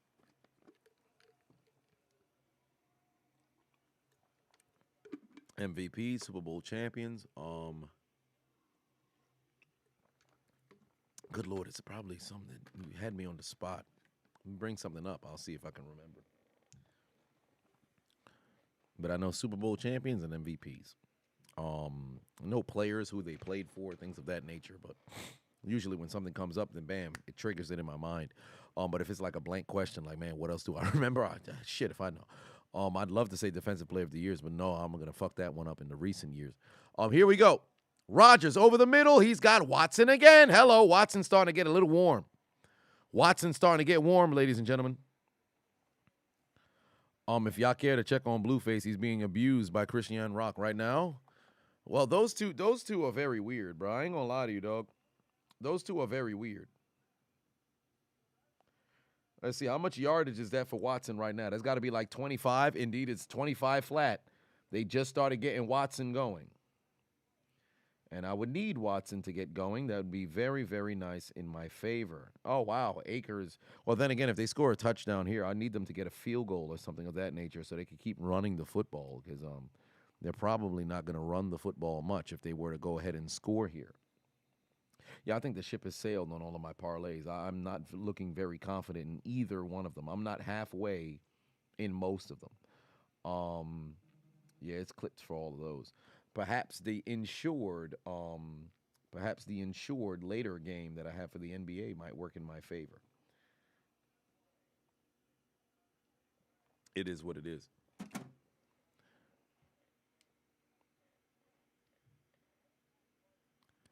Kid Dynamite said you slept through the first half and you didn't miss anything. Correct. You didn't miss anything. Not too much is going down right now. 10 minutes, under 10 minutes here to go in the third quarter. Of course, he was going to throw it there to Aaron Jones. Where's Jones going to go? Out of bounds after a gain of about 3. No, they're going to give him 4, maybe 5. Will Sean Payton coach for a team again? Yes, he will. I believe that he will end up in Los Angeles coaching the Chargers. I think he will return to coach the Chargers.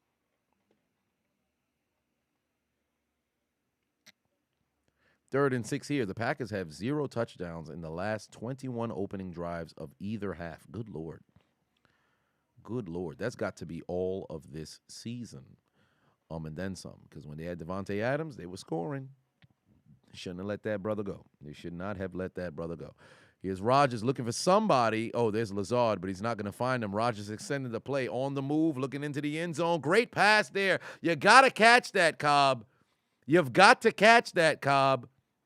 But I ain't tripping. I'd rather them kick a field goal there so that can, embolden Los Angeles to run. Oh, no, there's laundry on the field, ladies and gentlemen. There is laundry on the field. Did I see Blueface JBL that man? Actually, I did. Somebody sent me the clip earlier, and I saw the clothesline, but I only saw it from one angle. I don't know if there's more angles. I only saw it from one angle. There's laundry on the field here. What is going to be the call? The referees are deliberating.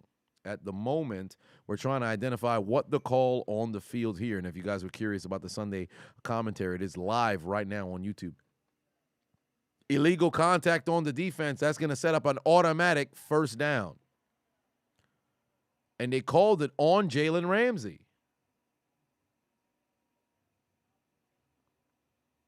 Illegal contact on Jalen Ramsey. Okay, so they're past 5 yards. That's soft. That's incredibly soft. Don't get me wrong. Is there contact? Yes. But that's incredibly soft. In the end zone? No. That's incredibly soft. That's incredibly soft. Moreover, Watson ran that route wrong because he ran not only to the inside of Ramsey just to go outside. He ran that route completely wrong. No, you can't do that kind of call. I'm sorry. Oh, hell of a job by Ramsey to stop A.J. Dillon right there. Hell of a job by Ramsey to stop A.J. Dillon right there. But that was a bad call right there. I'm not a big fan of that one. That's a very soft call that they called on Ramsey. Way to make a play right here. Big man completely fell down on the line. Thomas completely slipped on the line where he should have been able to make the play a bit earlier. But that's a hell of a job by Ramsey. Able to stop A.J. Dillon right there.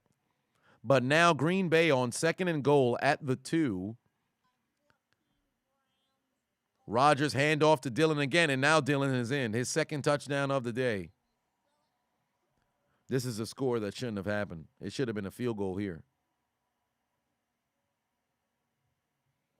Chevron Patuan said 3 things you change if you became NFL commissioner. 3 things that I would change. For one, the 17-week season. Yeah, ain't nobody doing no 17, regular season game season. Get that extra game the fuck out of there.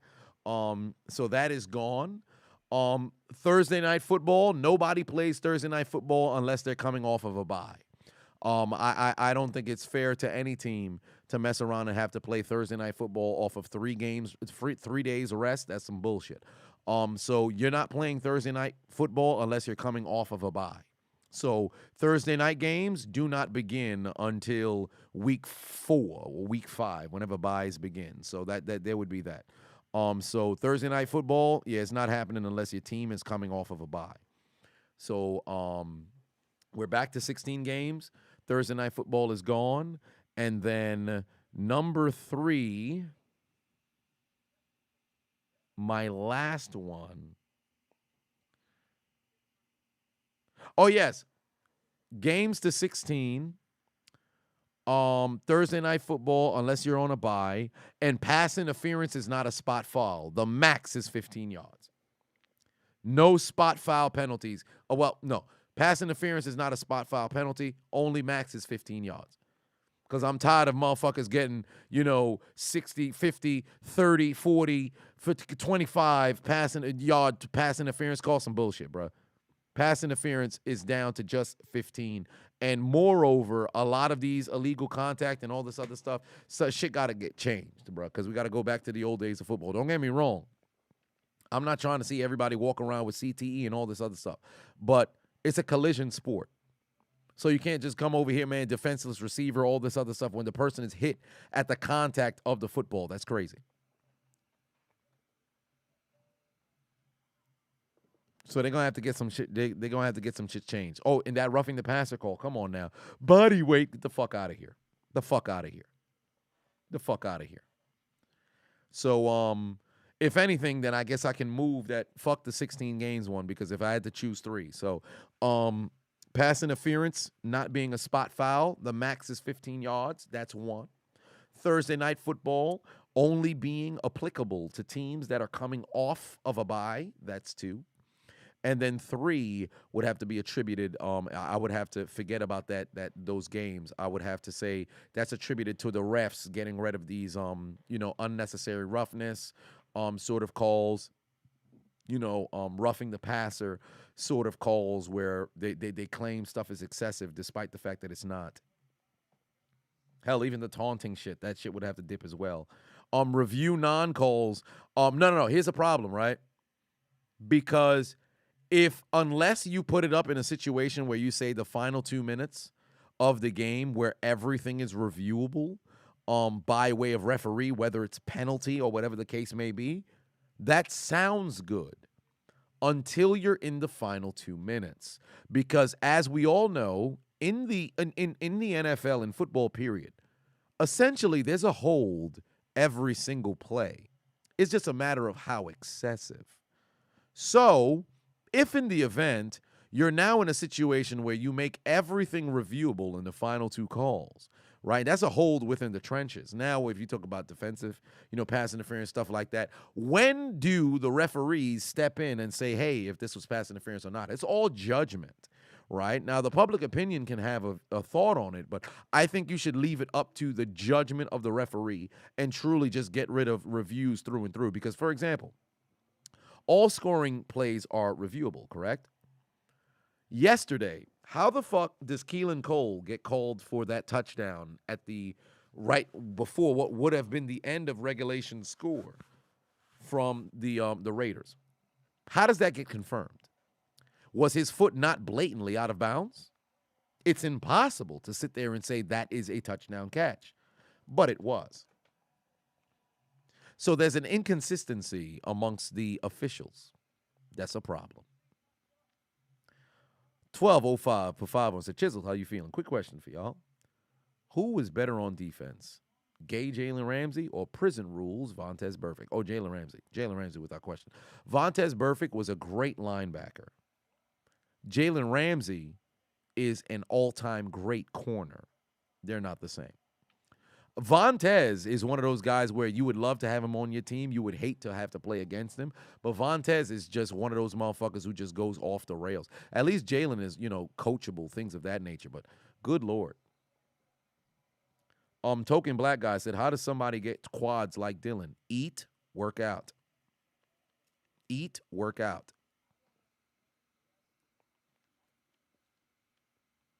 Harrison said Eli over Peyton, and that's a fact. What you talking about, like in advertisements? You talking about like with humor? Maybe you talking about with fashion sense. Because certainly you ain't talking about football. Certainly you ain't talking about football. That'd be foolish. Saquon Barkley or A.J. Dillon thighs? Probably Saquon. AJ's got big thighs. So does Saquon, but I think probably Saquon.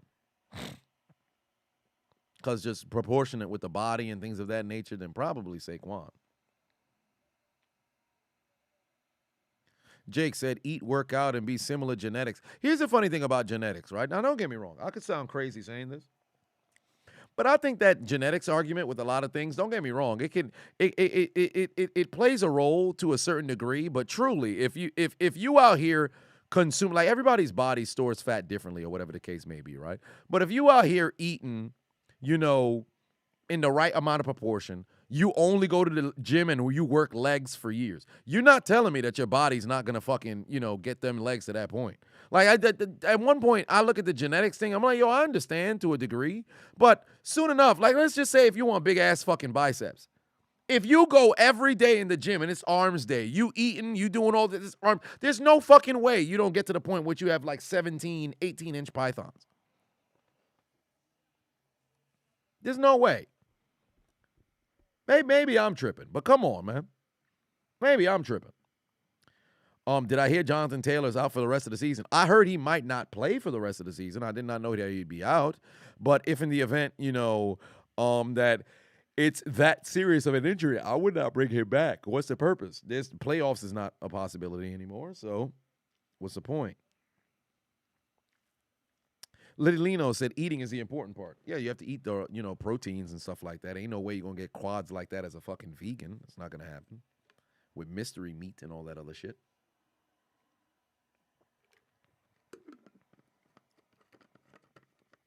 Paul said Drew Brees is the greatest QB of our time, period. Really? I mean, you're entitled to your wrong opinion. Fair enough. Brees is an all-time great. In my opinion, the top 5, I would have him listed at number 5 quarterback all time, only behind Brady, Montana, Manning, Peyton, that is, and Aaron Rodgers. And JT said fantasy biggest bust was JT. Fair enough. Mexican beef, the Mexican beef that Canelo Alvarez eats. Well, there it is. But right now, Packers and Rams are in a quite not very entertaining particular game, but it is what it is. Oh, is this the Peaky Blinders movie? Oh, no, it's not. It's just Cillian Murphy. God damn it, son.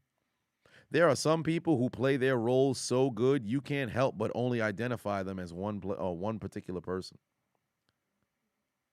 I can't look at Cillian Murphy at anything else but fucking Thomas Shelby. I can't do it. That's like seeing James Gandolfini in any other video outside of, just The Sopranos. It's incredibly impossible. It's very difficult.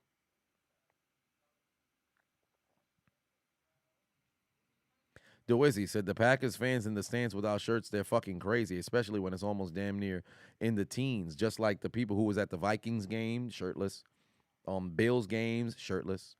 Like some people, well, not the Vikings game when they played against the Colts. I mean, they was indoors. But number of different, times in which it's incredibly cold. Motherfuckers going to get shirtless and like, oh, boy, this is awesome, all this other stuff. The problem is, like, you can get your body, acclimated to it to where you're, somewhat used to it or whatever. But for the most part, dudes be wilding. They be wilding. Peaky Blinders, you still got to check on season 6. Season 6 was all right. I still think season 4, with Lucas Shangretta, I think that one was definitely amongst the best particular seasons. There was no fucking need for no additional dialogue, all that other stuff. It was just straight up smoke. So I really enjoyed it. Some people didn't like Luca because they felt as if what's his name? Is it Adrian Brody? Whatever the brother's name is. His actual name is. They thought he overacted, trying to be an Italian or whatever the case may be. But I really enjoyed the season. I liked it. Peaky Blinders was pretty doggone cool.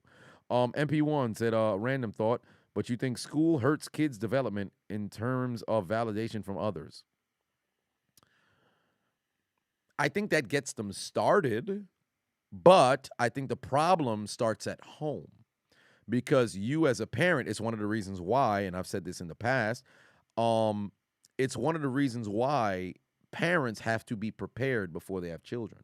You should plan to have children. You should not be shocked when a child comes. I'm not going to sit over here and be like, hey, man, you're always going to, the condom's never going to break. The birth control is always going to be accurate. The female condoms, who nobody ever uses for whatever reason, there's not going to be any sort of complications. Or the pull-out method will be able to work out. You have to be prepared for what's to come when you mess around and you have children. So you have to recognize what the fuck's on the horizon. The problem is you have children who go to school and now all of a sudden they're seeking the approval of their peers. They're seeking the approval so much from their professors to where essentially you should seek that to a degree because it has to play a role. Everybody always says, man, I don't give a fuck what nobody think. That's a fucking lie. To a degree, you have to care about what somebody thinks, whether it's your peers or if it's from external individuals. You shouldn't give a fuck about what people who literally have no impact on how you navigate in your life should think. That's all well and good. But to a degree, your peers, friends, family, things of that nature, you care to an extent. The problem is when the approval from external factors now dominates your day-to-day with your life. That's where the problem, begins. Because you have children who literally won't be able to function unless they have the vindication from somebody who is in their circle or outside of their circle in order to know what they're doing is right or not. Because they don't have that confidence in themselves. They're so reliant on external things. That's why the parenting matters. When your kid comes home from school, you've got to be able to reinforce and fucking, reset the child to understand, hey, this is how what the world works. This is what's going on. This is what matters. This is what doesn't. So there's that. DeWizzy said, do I watch Wilding Out? No, I haven't watched Wild Out since 2006. I've seen clips here and there, but a full episode since 2006, nothing. Broken Brother Ball, for 5 on it, said Bailey just came out. You know what that means? Oh, Lord. Wait, you talking about Bailey just came out? God damn, it's that commercial. I can't see no. Big Booty Bailey. It's that commercial. But there is that. Valorium said that most kids are socially competitive. Correct, and they should be. You should be competitive to a degree. The only problem in which it becomes crazy is when you're so ultra competitive that it blinds your natural development. There's nothing wrong with competitiveness because you should be competitive. In life, you have to be competitive. Those individuals who are not competitive, they better get with somebody who is competitive because they'll be able to drive them in the right direction. Now, but you shouldn't be in a situation in which you're over competitive to where now you can't even have a conversation with somebody. Oh, they're speaking more than me. Well, they must think they're better than me. Let me try to get in more words than them. So you be wilding. Just chilling at homeschool. You see the amount of freaks they have as teachers now? Correct. And the curriculum has gone completely down, and I think that's a big problem. You definitely would want to homeschool children, or maybe you go to a situation like a private school or something like that. Now, granted, private school is not in a situation in which it's a bit better than public school. However, you do have a little bit of leverage because you're legitimately out of your own pocket paying for it versus public school where it's your tax dollars. But if you're in a situation in which you're legitimately paying for it, you can go to the fucking school board like, hey, listen, let me talk to you for a second because I'm paying X amount of bread per year and y'all over here teaching this shit, we got a problem. So there is that. Yeah, Mercedes Lewis still out here in the league, dog. This motherfucker is still out here in the league. It's crazy. I thought he was fixing to be gone. I thought he would have retired a while ago, but this man is still out here. Yeah, still out here. Fresh said, do I think that the Chargers will make it to the playoffs as a dark horse? Actually, yes. I believe I did say the Chargers would make the playoffs.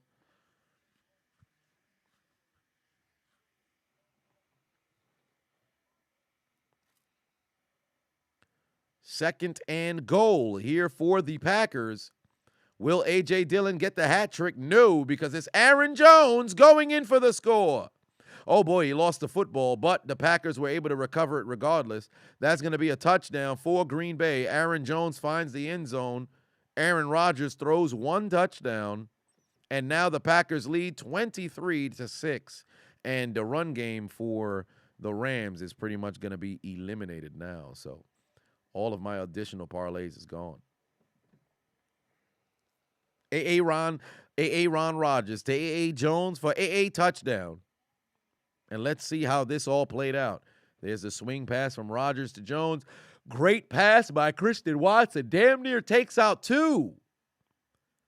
That's a hell of a block. That's a hell of a block. That is one hell of a block there. Golly. If you guys needed A.A. Ron Jones to score, congratulations. Oh, here comes Becky.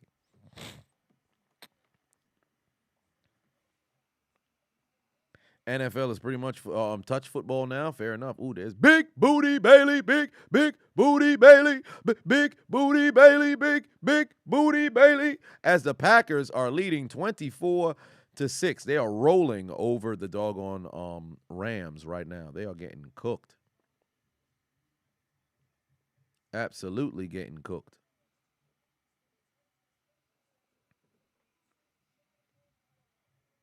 Why did they remake House Party? I'm not too sure. I didn't know this. I did not know this. I think the commentary is still going live right now. Yep. It should be still going live right now. About to end momentarily, if I'm not mistaken. It should be in the final moments of it going live. It's Big Booty Bailey, big Booty Bailey, big Booty Bailey in the ring. But I ain't going to sit over here and watch the doggone match that they got going on right now.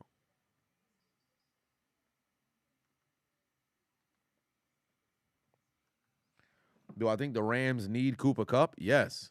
They definitely need Cooper Kupp, but he's not going to return for the remainder of the season. And neither will... This lady's dancing. And neither will Matthew Stafford. Neither one of them will return.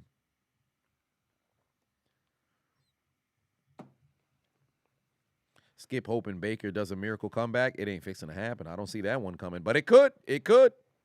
Black Freakazoid said Nikita Lyons and Bailey as a tag team. Oh, Lord. Oh, my. Oh, my.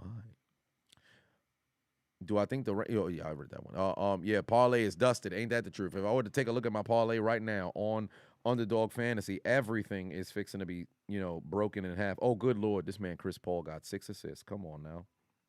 What is going on? What is going on? This motherfucker got 6 assists already. God dog. Come on, man. Are they winning? Are they winning big? Oh, they up by 20. Oh, Lord, they up by 22 on the Lakers.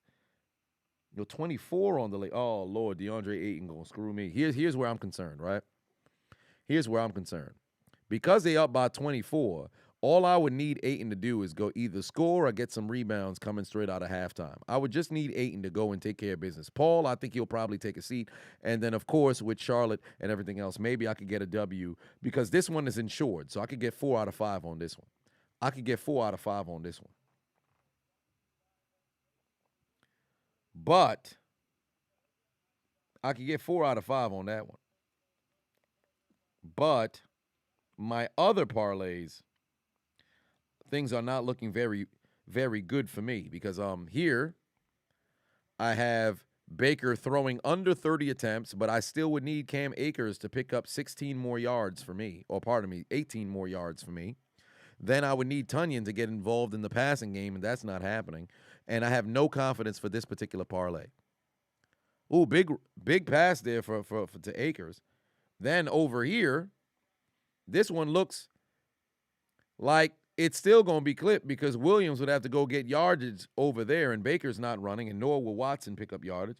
And then last but not least, this one right here, why would Watson have to get more additional yardage through the air? That's not happening. I would need still a ground game to happen. So I think the ship has sailed on that one. I'll have to see if I get a W in the NBA. I think it's clipped for me here. Did Bailey get a BBL or just what? Why would she get a BBL? She got no BBL. She's got a little bit of genetics that came in, and she also worked out. There's a lot of ladies who had to work to get their stuff. You know what's interesting is, and it's funny, if you ever seen people like you eat and then work out and proportion your body right, you can get you can go and get yourself a derriere and things of that nature. Will OBJ help the Cowboys? He would have, but he's not going to end up on the Cowboys. Now I'm curious where he would go because I don't see him getting signed before Christmas. But with them signing T.Y. Hilton, I don't see them signing OBJ. Jake said, "Stop speaking facts. Give me hopium." Like anytime you hear somebody talking about, man, I can never, fam. Like, how many times have you go on social media? Now, granted, not everything is real, but there'll be somebody who's like built like a stick figure. You dedicate years to just eating the right foods, making sure that you're working out the right particular muscles, you're getting your rest in, you're doing all this extras, repetition, things of that nature, and then boom, body works out. Oh, wow, Cam Akers just huge run. Hello. Cam Akers might have just blessed me. Yes, indeed. Cam Akers just picked up 63 yards on the ground. All right. Oh, no, I would still need, damn. Oh, that locks up 1, but I still need Kyren Williams to pick up 10. I would still need Kyren Williams to pick up 10, and then I could start to kind of look at things and say, oh, wait a minute. Things could work out in my favor. I would still need Williams to pick up 10, and Tutu Atwell has done a whole lot of nothing. I don't expect Tunyon to do anything here. Well, I ain't going to get my hopes up here. It's not going to happen to me. Frank, put 5 on it, said, do I think bullying in a young teen/student's life is a good experience or not in the slightest and should be smothered by parenting? What's interesting is I talked about this when I was in college. I actually did a presentation in my speech class about how bullying, in my opinion, to a degree, is necessary. Baker into the end zone pass is incomplete. Now, excessive is a bit far. Like when you get to physical and things of that nature, that's when it gets wrong. But as it pertains to verbal and everything, there needs to be a balance, right? Because you have to recognize not everybody's going to coddle you, not everybody's going to like you. People are going to say things that you don't like. You have to be taught how to deal with that because in the real world, not everybody's going to say something pleasant to you. If you're in a situation, especially with me personally, I believe cyberbullying outside of just like if you're in a situation in which somebody is doxing you and then it becomes a physical side of stalking or something like that, then I believe that's something that's legitimate. But with online, oh, they're leaving me hate comments. Are you serious?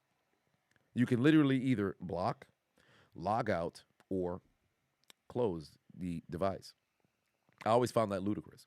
So, I think to a degree, there needs to be a degree of bullying that exists because you have to overcome that. Not everybody will. Hence why in life, survival of the fittest kind of situation. Is that considered something relatively extreme in an opinion? Fair enough.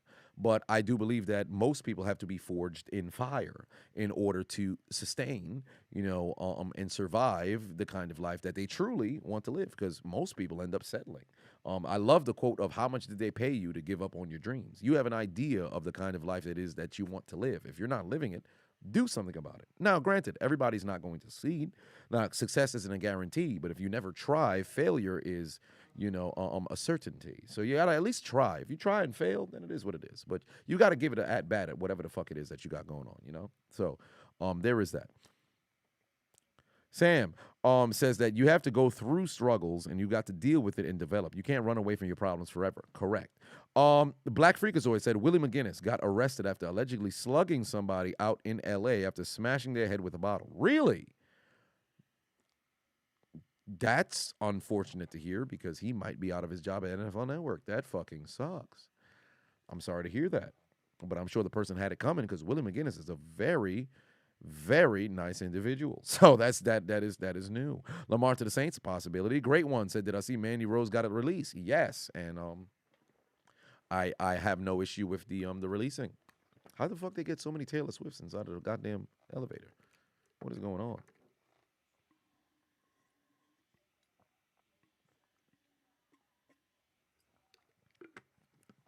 Just chilling said hard times make strong men. Strong men make good times make weak men. Weak men make hard times. Correct. That is correct. Too many people think they could just skate through life and you're supposed to live life on easy mode because like I've said, numerous different streams, we're in a very comfortable time. The amount of first world problems that people go, my Wi-Fi, I can't believe. Are you serious? There's motherfuckers who literally in countries don't know where their next meal is going to go. They don't got no fucking clean water to drink. Like when Flint, we make jokes about it left and right. Motherfuckers in Flint couldn't drink clean drinking water for a long period of time. Motherfuckers on social media, hey man, something need to happen with Flint. You close your phone and you just go right back to sipping your fucking mojitos and all this other. Like, come on now, let's keep it a buck now. We very comfortable times until you got danger at your front door. Until danger's at the front door, motherfuckers are going to realize what life really about. We're incredibly comfortable right now. Do I think Matt Ryan is retiring after this year? He probably should, and there's no shame in it. Good pass into the end zone. Is that Skoranek? Yes. No, it's not. It's Tyler Higbee for the score.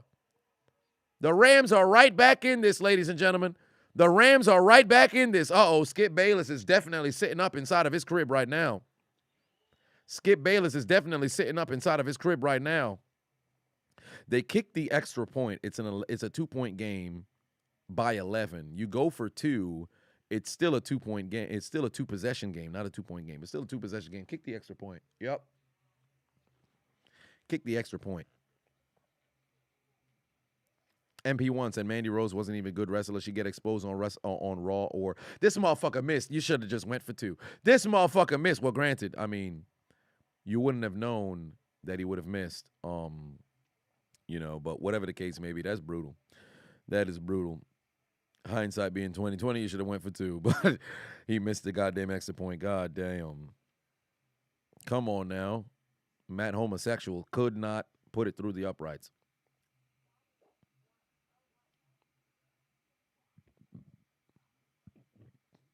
Mandy Rose wasn't that good. I actually, because here's the thing, right?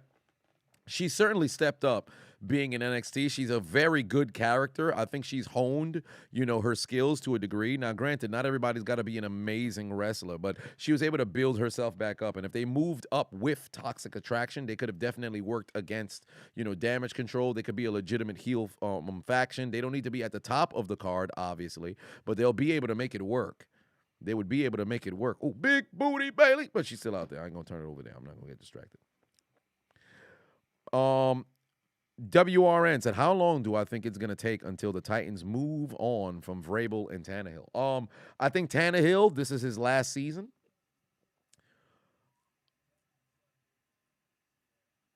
Vrabel, I think he's got a couple more years in him. I think he's got a couple more years in him before they decide, hey, let's make a move.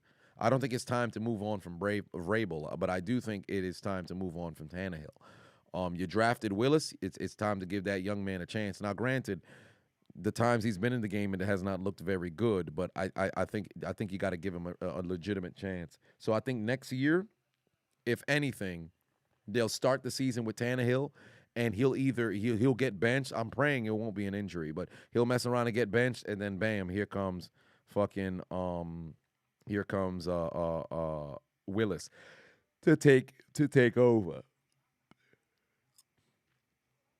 Talik said your old head told you life is nothing more than experience. It's not about success and failure. It's about what you've learned from the experience you've went through. Yes, to a degree, right? Because with failure is legitimately just, knowledge and learning. The experience is what matters. However, I don't think there's a meaning to life if you don't set goals. I've always had a problem with people who just coast. Like, granted, if that's what you truly want to do, there's not a problem. I've always said, if you're not somebody who complains and you enjoy life, you wake up every morning, you're happy to be alive, you're not complaining about shit, I got no issues with you. If you're somebody who complains about your situation, but you've done nothing to change it, I got issues with you. That's where I start to get enraged because I can't fathom that kind of life, right? I can't fathom somebody being, man, I hate my situation. I don't like this. Something needs to change. And you blame other motherfuckers rather than do it yourself, right? Now, granted, the successes and failures, you should set goals. If you fall short of the goals, all right, cool, no problem. But you just have to keep working towards something, Oh, boy, they got a chance here on the return. Very good return to the 40, I was about to say the 53, to the 47-yard line. To the 47-yard line.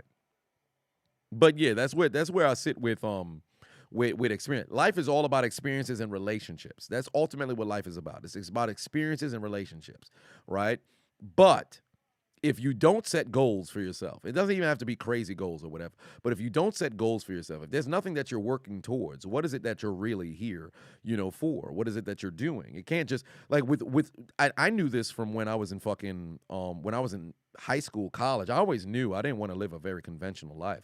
I aspired to do, things that would grant me freedom. I didn't want to be in a situation in which I'm in a cubicle or I'm clocking in, clocking out every single goddamn day to go to a job I really don't want to be at or whatever. There's nothing wrong with it because there's a sense of duty in that particular field because somebody's got to get the job done regardless, right? But the biggest problem that I had with it was like, man, that's not the kind of life that I want to live personally myself. There's other people who can go ahead and do it. But for me, I've always wanted to be somebody where I can dictate when I want to wake up. I dictate when I want to go to sleep. I dictate if I want to go somewhere or something. I'd be a terrible fucking employee. Now, I get the job done. But for the most part, I'm going to sit over here and be like, how can I scheme? How can I make this work for me? How can I, try to get the most out of it with the least amount of work or whatever the case may be? That was always me. Jake said, I'm a legend. Well, I ain't quite there yet. I got more work that needs to be done. SSG said, you're fighting for the custody of 2 children. You don't have the time to coast. Well, there it is. And I hope you're fighting for full custody. Don't go for joint. Go for full custody.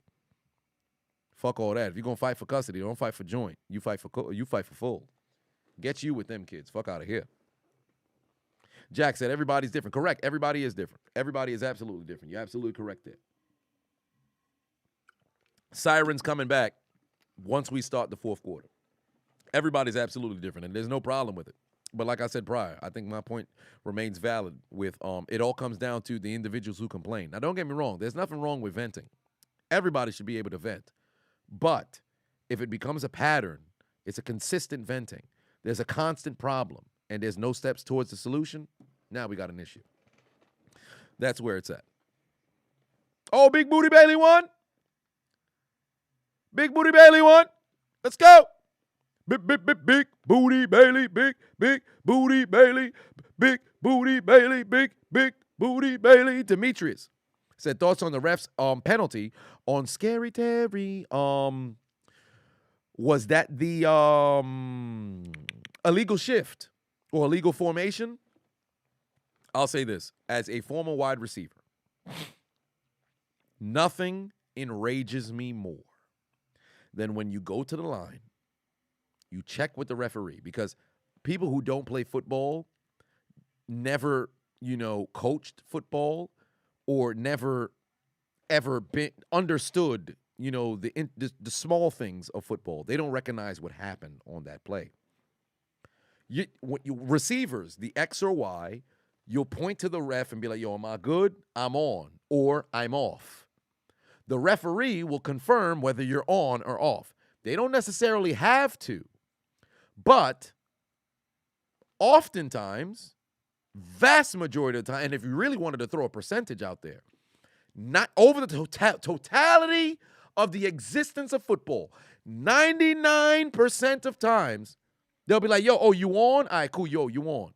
Yo, you off? Bam, you off. McLaurin was on the line of scrimmage, if I'm not mistaken, because there was a motion man who was the inside person who has to be off the line of scrimmage. The referee acknowledged Terry when he pointed to him, and they exchanged small bit of words. Then, the entire time, the ref just stood there waiting to throw the flag. Deceitfulness. I got a problem with that official. Twice, I might add, K-Dub. Twice. He checked with them twice. Before the motion, after the motion. The referee acknowledged them on both occasions. You still threw the flag. You're a fucking snake.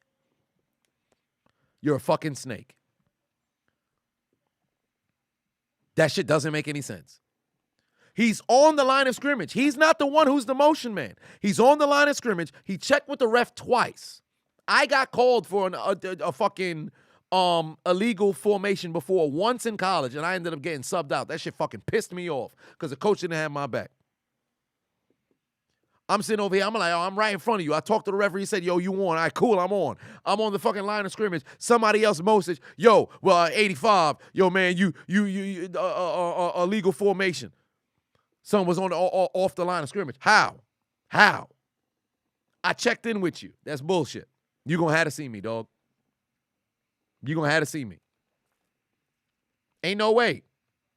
If I was Terry McLaurin, before the referee even get to the back, you would have felt right on the back of your goddamn head. Fuck wrong with you? What you thought this was? Come on, man. Thought this was a game? This ain't no game. It's ridiculous. Lunacy out here. Oh, I hate the Cars for Kids commercial. You have no idea how much I hate the Cars for Kids commercial. Absolutely ludicrous. Come on, man. Who's my comeback player of the year? Derrick Henry. He broke his foot last year. Derrick Henry. I'd have him as my comeback player of the year. Defensive player of the year.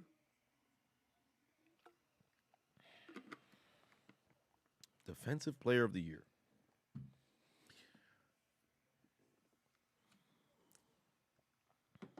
Oh, God damn it. I had it on the wrong channel.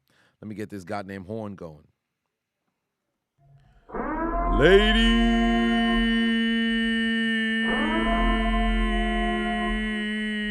and gentlemen, we are once again entering into the final period of this game. Will the Green Bay Packers hold on to prevent a losing season and advance to 6-8 and take the dead Namekian to the funeral home and put the nail in the coffin? Or will the reigning defending undisputed Super Bowl champion of the world, Los Angeles Rams, take their receipt to the sperm bank and get a comeback for the second consecutive game in prime time? Ladies and gentlemen, I invite you to the fourth quarter. Yes, indeed. That's Seth Rollins. Yeah, he getting ready for a fight. Let me stop switching channels. I'm going to stay here on Raw. I said Raw. Stay here on SmackDown. But I will say defensive player of the year. I like Bosa. Because he's still on best defense in the league. He's performing at an incredibly high level. I really like Bosa there for Defensive Player of the Year. So there's Bosa. Parsons has been playing very well as well. Parsons has been playing immaculate as well. But I really like Bosa at this stage. I like Bosa. There's a no. Is that a linebacker? Another linebacker. What could possibly give it to? Judon's playing very good football, but his Patriots right now is going to probably end the season, slightly under 500 or slightly over 500, and they won't have a better record than the 49ers. So I'd probably go with the 49ers and Bosa. I think I'd feel comfortable with Bosa. When did this new avatar come out? It came out this past week. And Max Crosby been fucking balling, but the Raiders have not. So Hassan Riddick has played a very good season as well, but better than Bosa? I don't know. I think Bosa. I think Bosa got it. Do I think Pickett can be comeback player of the year next year if they get him a number one receiver? No, he wouldn't be comeback player of the year. But he can definitely show up and be prominent player. Oh, Rashid, put 2 on it. Much love. $2.99 on it. It's beautiful. Brother Broken Ball. Broken Brother Ball, but 5 on it. Said, is it safe to say that the Colts winning the Riley Reid BJ of the Year award when ChiseledAdonis Awards comes out? Oh, shit. Unless we see something else crazier. I don't think there's another candidate. The Ravens have blown, 3 leads of 17? The Raiders have blown 4 leads of 13, but none have been bigger than the Colts. Andrew, it said, what's in that water bottle? Oh, I have this is water mixed with some tangerine liquid IV. Some tangerine liquid IV. I tried to I've been trying to see if I can get a sponsorship with liquid IV, but enhance the water, put a little bit of flavor inside of the water, so you can have a bit to drink. Stacks, put 2 on it. Said, who are your dreadlocks player of the year? That shall be disclosed. Come ChiseledAdonis Awards. But there's a number of different people in the running right now. Henry, put 2 on, said, I'm stroking, can't move or talk. Chisel, keep it down. Whoa. What do you mean by that? Hold on, wait, what are you referencing, sir? What do you mean by that? What you talking about right now, sir? That's a violation. Pull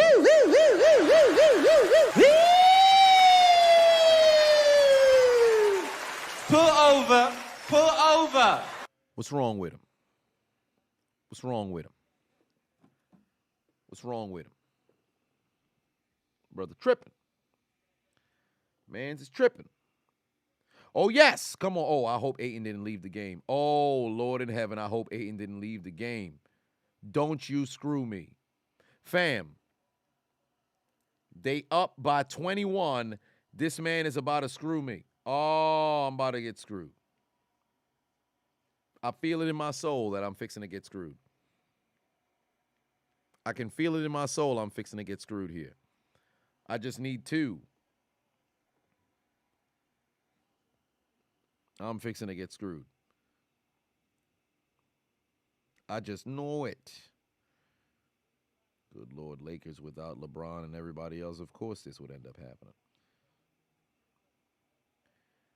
Eesh, come on, son.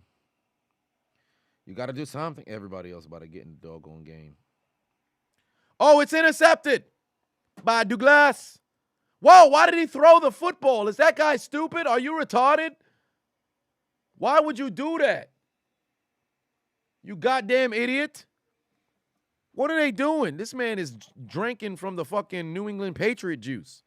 You catch an interception. What are you doing? Yoink. Ayton still in the game. Beautiful. Come on now. What the hell is he doing? Somebody let me know what Baker's cooking up. He's cooking up apple turnovers.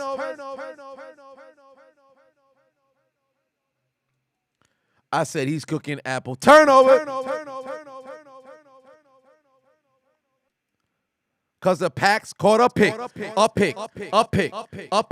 Interception. Take away. Interception. Take away. A pick.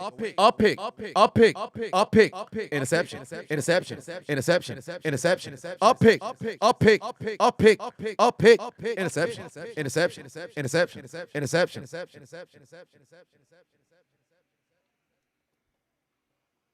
And now the Packers have the football at the 34-yard line. At the 34-yard line. And now Aaron Jones is going to only get 3. Top Shot said, bro didn't even touch Baker. Yeah, SSG said he's cooking up well, I should say he's making some donations. Why is A.J. Dillon leaving the field? Aha! Thank you, Aiton. I've got a lock. Okay, so we got one. Malik Monk starting to get involved in the doggone game. Beautiful. All right. I've got one lock. Beautiful. Thank you very much. Now, what do I need from Jones here? Oh, no, it's clipped. The only one that has Jones is already done off, so that one's clipped there. And this wouldn't necessarily help me anyway. I would have had 3 of 4. Yeah, it's clipped anyway. I can only hope on the last parlay. But if you guys haven't already, click the link in my description. Download the Underdog Fantasy app. Use promo code Adonis. Oh, wait a minute. Did the Rams indeed get the football? Ramsey's dancing. Ramsey is dancing here. Wait a minute now. Did they get the butterfingers? The referees are conversing. SSG just became a member. Welcome. Referees are conversing, trying to identify what the situation is here. Ah, damn, I see Jones is turned in frustration. Did this stripped. Anyway. Frank Patuan said NHA, that Packers Raiders was worse than the comeback. Face mask by the Packers.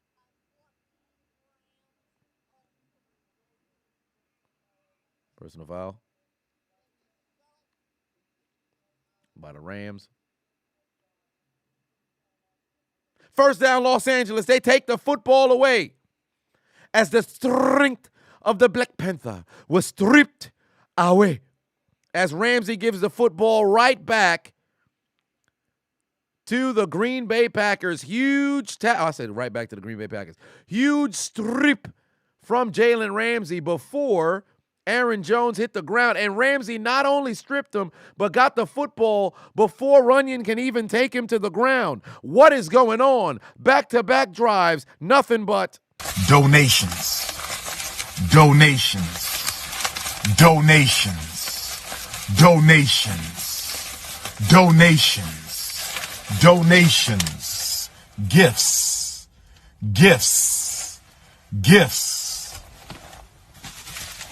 More gifts.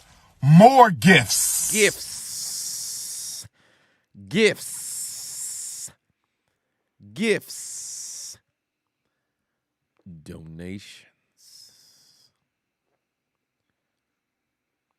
Beautiful play there. And now things are getting a little bit interesting with a little over 10 minutes left to go in this game. If the Rams can put together a drive and score a touchdown, because that's what they need, things can get a bit interesting here. They should have called it forward progress. You want to know what's funny about that? In the Vikings and Colts game, Matt Ryan's QB sneak on 4th and inches. Dalvin Cook's run. Pardon me. Fuck was his name? The Colts running back run. They called forward progress wrong on 2 different occasions because Matt Ryan should have had a first down. And also there should have been a scoop and score situation for Minnesota as well. So because that's the case, I agree with you, because that would have to be consistent with this week of football, because they let Jones continue. But granted, rightfully so. I think this was indeed a fumble that should have been called. I think it's the right call. But Seeley said, what's the score? Don't you get me started. Don't you get me started. I got to save my voice. Don't you get me started. Baker's about to throw another interception. We shall see. Black Freakazoid said, why are they promoting the Ravens-Steelers game on Christmas Eve with the 50th anniversary of the Immaculate Reception when none of those players that played that game are playing? Well, obviously, nobody who played that game would be playing. It's been 50 years, but the history between the teams still is prevalent. So I guess what they're going to aim for is, obviously, given the history of the game, they can promote off of that. But what I think they should do is incorporate those individuals, maybe have, those 70s players be at the game, honor, the 72 Steelers or things of that nature. And then also, even if you had those 72 Raiders, in the building, some of those who are still alive, have them pull up as well or something of that nature. On top of that, they have a Franco Harris, A Football Life, is going to be debuting. So the NFL, they have that going on and everything. So I understand why it's happening. And ultimately with Franco Harris is the Immaculate Reception as well. So that makes sense.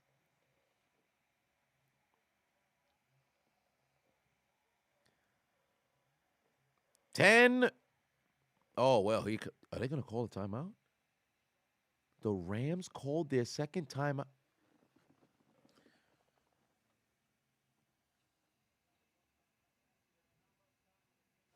How? How don't y'all have plays ready? That's ludicrous, bruh. That is ludicrous, bruh. How does that happen? Help me understand. How does that happen? You're trailing by 12. You just got a turnover, so you're coming out of a television timeout. You ran one play, and you got to call a timeout. You wonder why you're sitting at 4-9? You want to know why you're sitting at 4-9? That's crazy, bro. Poor clock management. What I tell you guys, every single week, every single primetime game, there's always going to be some poor. Oh, come back, 2-2. God damn it, I needed that. You son of a bitch. He'd rather pass interfere him than let him catch the goddamn football, you fucking asshole. I needed that reception. Jesus Christ. God damn it. I needed that reception. Fucking asshole decided to go and hit him with a clothesline from hell and then turn around and put his hands out. Oh, yeah, no fucking asshole. God damn it. Andrade, Andrado. Argentina. Yes, indeed. I guess that's PI, but that's a terrible pass. Correct, but that's the problem that I also have. If I was a commissioner, I'd also get rid of that. Get rid of the fucking PIs on underthrown passes. Get rid of the PIs on underthrown passes, because guess what? Some of these quarterbacks legitimately be throwing bad balls, but a number of them will purposely underthrow a pass because the cornerback will desperately be trying to catch up. And guess what? If you're trying to catch up, the receiver slows down and turns around to get the football. You can't help but interfere, because what are you going to do? In that moment, your only thought process is catch up.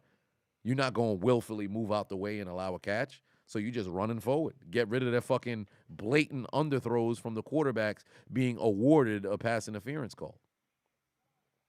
Because consider what I said earlier regarding pass interference being a spot foul. Where did the Rams have the football a couple of plays ago? Where did they have the football a couple of plays ago? They had the football on the 19. They're now on the 41 before the sack. So what does that mean? A 40-yard pass interference call.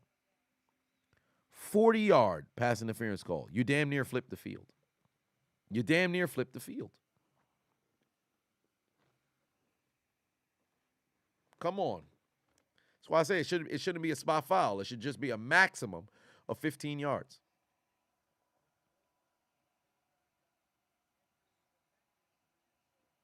It's ridiculous. Ted Wilson's upset. He said that's a pass interference, but you can hold a guy at the last minute. But don't get me wrong, that's blatant pass interference for sure. That's blatant pass interference for sure.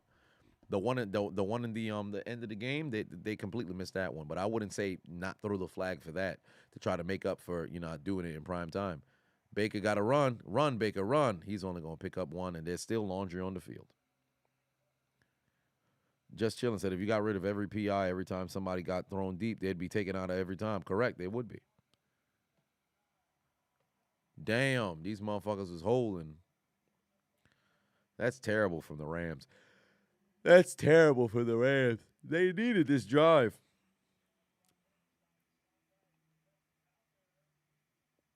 Oh, that's a blatant hold. That's a blatant hold. Here we go. 4th and 15. They're going to need a good punt here. Dixon going to have to give them a good punt. Pin them inside the 5 or something so you could try to see if you could force a safety or maybe get a turnover or something. He needs a good punt here. They're going to get the football at the 14. That's good spacing.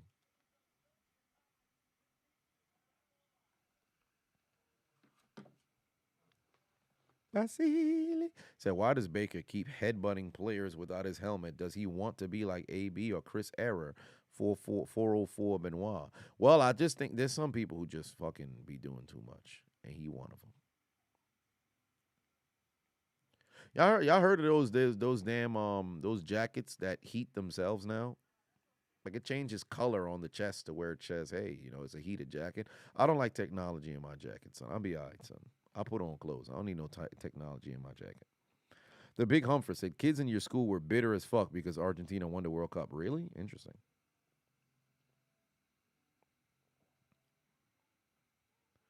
SSG said they called PI on that, but then the Saints got screwed in 2018. Hey, see? It's like, where does the buck stop? Phoenix up by 20 on the Lakers. Beautiful. All I needed was Ayton to get me those points and rebounds. Now that they up that, whoa, wait a minute. Chris Paul should sit now. He's got 8 assists. Why he not in the game no more? They're in the 4th quarter. Beautiful. They're in the 4th quarter. Let him sit. I got what I needed from there. Now all I need is in the Hornets and Kings. I need LaMelo Ball to get busy, and he's only played 8 minutes. Did he get hurt? How the hell do you only play 8 minutes?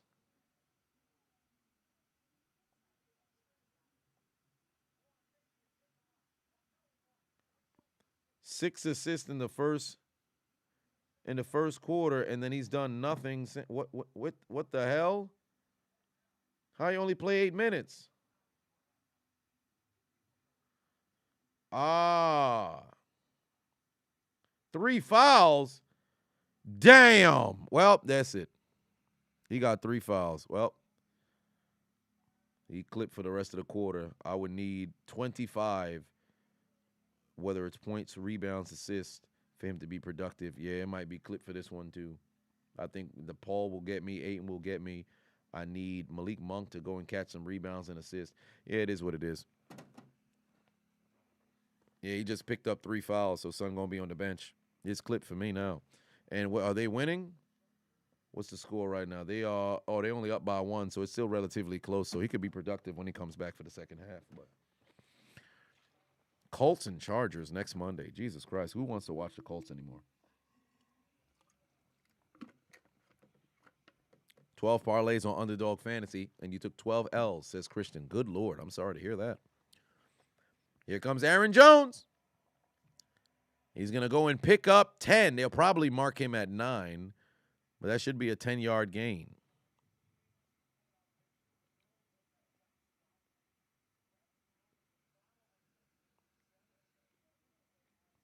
Damn, I guess the graphic wasn't big enough to include Pittsburgh. That's cool. No problem. All I need is a few more L's from all of those other teams. Kenyatta said the pass interference calls need to be reviewed at any point of the game, especially if it's the final play, because it's causing teams games. So I don't know how Coach Ron was talking about. Well, here's the thing, right? If you were to set up a situation where the last 2 minutes everything is reviewed, then I have no problem with that. I just don't like the inconsistencies of everything. That's always been my biggest problem. AMG said, "Do you think that Cup Stafford connection is done? Rams won't bounce back for a few years?" To a degree, because I think Aaron Donald might retire at the end of this year. They spent it all of their money on trying to win a Super Bowl last year, and it worked. So now we'll have to see how things, happen moving forward. Who is worst Hall of Fame owner out of these three? Elway, Jordan, and Dieter. Probably Jordan. Elway at least got a championship or whatever. I'm not too sure who Dieter is. I can't remember. Did you mean Jeter or something? Dieter. What the hell is that? But yeah. Oh, they showing the Bengals and 6-game win streak. Yeah, Burrow's been on fire. Burrow has been on fire.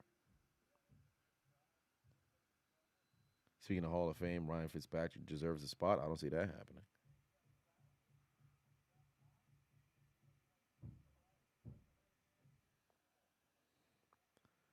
I don't see that happening. Jordan can't draft a team for shit. Fair enough. 24-12 is the score right now.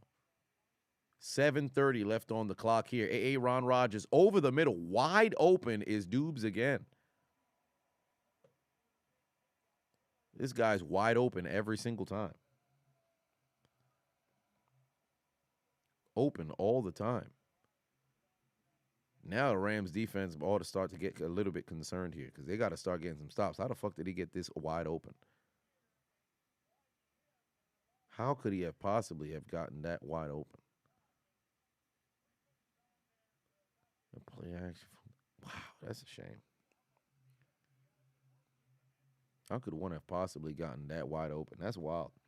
Kenyatta said, how my parlay going? How my parlay going? Who do I need to get my money in this game? Well, for one, I would need the Rams to get the football back and Williams pick up 10 yards on the ground. But why would the Rams ever run the football at this stage? I would need Skoranek to pick up a few more yardage. I don't expect or foresee something like that happening. I would need Watson to pick up about 30 more yards. That is not, going to happen. So all things considered, parlay is completely shot. So that one is completely out of the cards. Yeah, for all of my remaining, none of them are gonna hit. None of them are gonna hit, at least for this particular game. I ain't tripping because yesterday I was able to pick up a little bit of bread, so I ain't tripping on that. But for tonight, at least in the NBA, games, I still have a little bit of hope, depending on in the NBA, people catching rebounds, people being productive, whatever the case may be. Good Lord, all these random motherfuckers is getting minutes. What is going on? Son got to go get me some rebounds or something. This is ridiculous. Son played 9 minutes. Go do something. Come on now. CP scored a basket. I don't need a basket from CP. It's just a matter of assists. I just need him under 11 assists. Oh, there's Watson. And Watson picks up another first down. He's going to take it down to the 25, and the clock is still going to run. The clock is still going to run. Big BZ said, hey, our last commentary had you fucking dying. You was crying at the end with Denver in the Shadow Realm. Yes, indeed. They had to head to the Shadow Realm. Kid Diamond said, you grew up on both, heavily on Street Fighter. Street Fighter clears slightly. I guess somebody must have asked about Street Fighter versus Mortal Kombat or something. We're under 5 minutes left to play here. Oh, Stacks put 2 on, said Fight for NY, Street Fighter, or Mortal Kombat. Street Fighter. Overall, the totality of their entire series of everything, I think Street Fighter would probably mess around and win, then Mortal Kombat, and then Fight for NY. I enjoy Fight for NY. I still have I still have Def Jam Vendetta in my house. I still have the game cartridge. I said cartridge. It's the fucking CD. Have that, but I think Street Fighter and then Mortal Kombat. I really enjoy Mortal Kombat as well, but I think Street Fighter just has a cooler story. So I'd say Street Fighter, Mortal Kombat, and then Fight for NY there. Do I see Justin Jefferson getting a ring in 3 years? No. But I do see him possibly getting that 2,000-yard season this year. I think he can get that 2,000-yard season this year. It's a highly plausible situation because he'd only need a little over 300 yards. So it can happen. There's a pitch over to A.A. Ron Jones, lead blocker out in front. Jones is going to take it to the 12. Another first down here. And they still have another opportunity to pick up another first down as well, with the Rams only having one timeout. Listen, all they need is 2 plays, take it to the 2-minute warning, pick up 1 first down, and this game is over. Rams defense is completely gassed. Completely gassed. Throw a TD to Watson. I don't see that one happening. Not at this stage. They're just going to keep running the football. They've got 2 more plays before the 2-minute warning. Just keep running the football. This motherfucker's actually threw it. I'll be damned. Well, Dubes is going nowhere. They actually threw it. They wanted to get the rook in the end zone. That's not going to happen. 6-second differential between now and the 2-minute warning. Thoughts on the Liver King situation? I am not briefed on that. I don't know anything about the situation. Eli is rapping. What do you mean? Eli's rapping?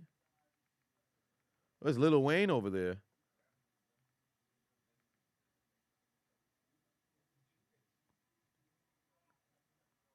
That man is rapping live with Lil Wayne.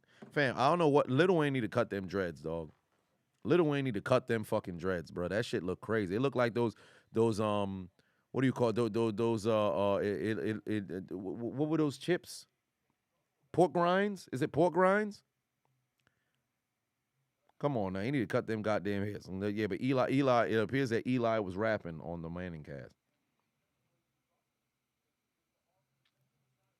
Corey said, you just started Underdog. Can I tell you a bit more about it? Oh, of course. Well, I can tell everybody about it. Well, first and foremost, if you guys want to get in a little bit of sports betting, make sure you click the link in my description. Download the Underdog Fantasy app. Use promo code Adonis. Of course, somebody would want to go and figure out, or I should say, you would want to make sure that you're in a situation where you can win. Well, let me tell you something right now. Yesterday, I was able to win big on 2 different occasions, and I was able to turn out 700 total. So basically, here is yesterday's total for Sunday Night Football. Beautiful, beautiful, beautiful. And then also, during the day, when I was able to go out there and churn out a $200 W. So basically, what I like to do is I like to participate in the Pick'em. That is my personal favorite there on the Pick'em. You go to the Pick'em right there at the bottom. You go to the Pick'em right there on the bottom, right there, and then you pretty much go higher and lower on what you believe the situation will be. Now, understand, you don't need to go with a 5-leg parlay. You can go with 2-leg parlays, 3-leg parlays, 4-leg parlays, depending on what, you're feeling on your spirit, right? And then you just wager. Minimum is $1, maximum is $2,000, and you can multiply your money by quite a bit. But just be smart about what it is that you're wagering. Oh, wow, they actually tried to see if they could get Christian Watson in the end zone for you guys. It didn't work out in our favor. But with that being the case, you have odds that will be in your favor, depending on the situation. Of course, there's some moments in which questionable things can happen, where you'll sit there like, yo, this person has not played all year long. Now, all of a sudden, they're starting to get minutes. This is confusing. But whatever the case may be, it's in my opinion, the best sports wagering app. So make sure you guys click the link in my description, download the Underdog Fantasy app, use promo code Adonis. And last but not least, you make sure that you let them know I sent you. If I go to IHOP, what am I ordering? The chocolate chip pancakes, and then the fuck is that omelet name? Buffalo chicken omelet. Rich says, respect to me holding down Droid Gang. Oh, of course, till the death. Fucking iPhone. Can the Michigan Wolverines win the championships? I'm actually cheering for them.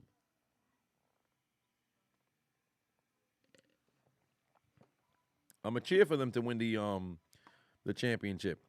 Fly birds fly, said fat chocolate chip pancakes. Yes, indeed. Very good stuff.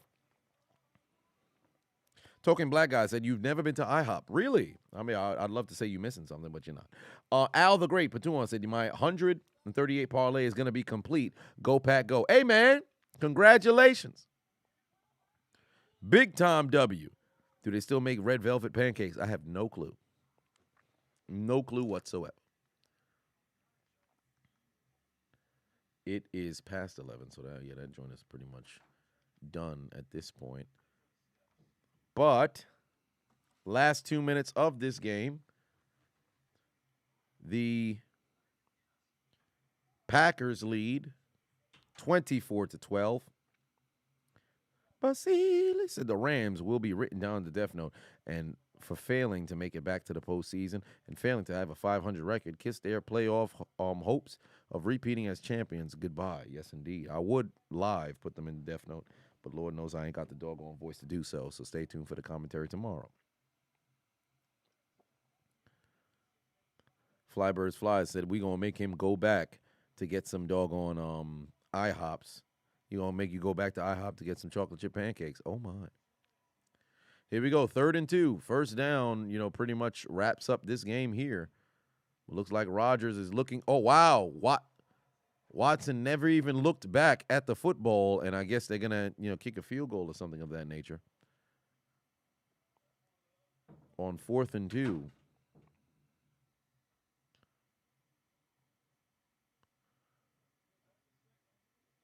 Yeah, Rodgers was trying to give a signal, and then Watson never turned around. Good Lord. What the hell? They lining up on 4th and 2? Oh, come on now. That's overkill. That's overkill. I think they're going to try to draw them off sides. There's no way. Everybody in Green Bay must have Watson on the parlay or something. Oh, wow. Jones picked up the first down. That should end the game. That's overkill. They actually went for it. Wow. Well, that should end the game right there. Green Bay ain't going to, well, I should say the Rams ain't going to call no timeout. Or will they? I think they did.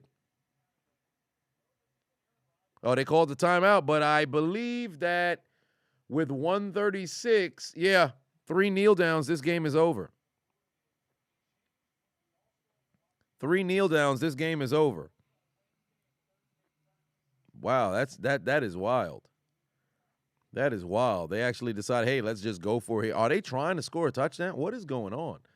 There's no way they're going to try to. I know it's a long-ass drive, 12 plays, 85 yards, 7 minutes and 15 seconds, a perfection of a drive. But there's no reason to go for the score here. Just take the 3 kneel downs and get the fuck out of here. Take the 3 kneel downs and get the fuck out of here. There's no reason to go for it. LaFleur got his helmet off and shit. There's the victory formation. There you go. Victory formation. Take your 3 kneel downs. This game is over. Hell, it could be 2 kneel. No, it's 3 kneel downs.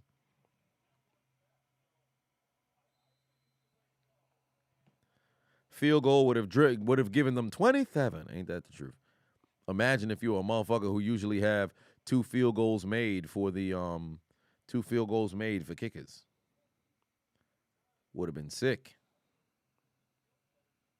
Rodgers said, fuck the Rams. Let's run up the score. Good Lord. If this was the Bears, Rodgers would have ran up the score for sure. If that was Rodgers, he would have ran it up for score. Corey said, other than my Steelers, who would I like to see win the Super Bowl? Well, my prediction is Chiefs over Eagles. Chiefs over Eagles in Super Bowl 57. Am I ready for the road to WrestleMania? I'm always ready. I stay ready. And last kneel down coming up right now. Rams going to the gulag tonight until next season. Ain't that the truth? They are heading into the Death Note as the first, champion to fail to make it to the postseason and have a losing record, I believe, since the losing record since the Bucks of 2003, and I believe first to fail to make the playoffs since the 2016 Denver Broncos.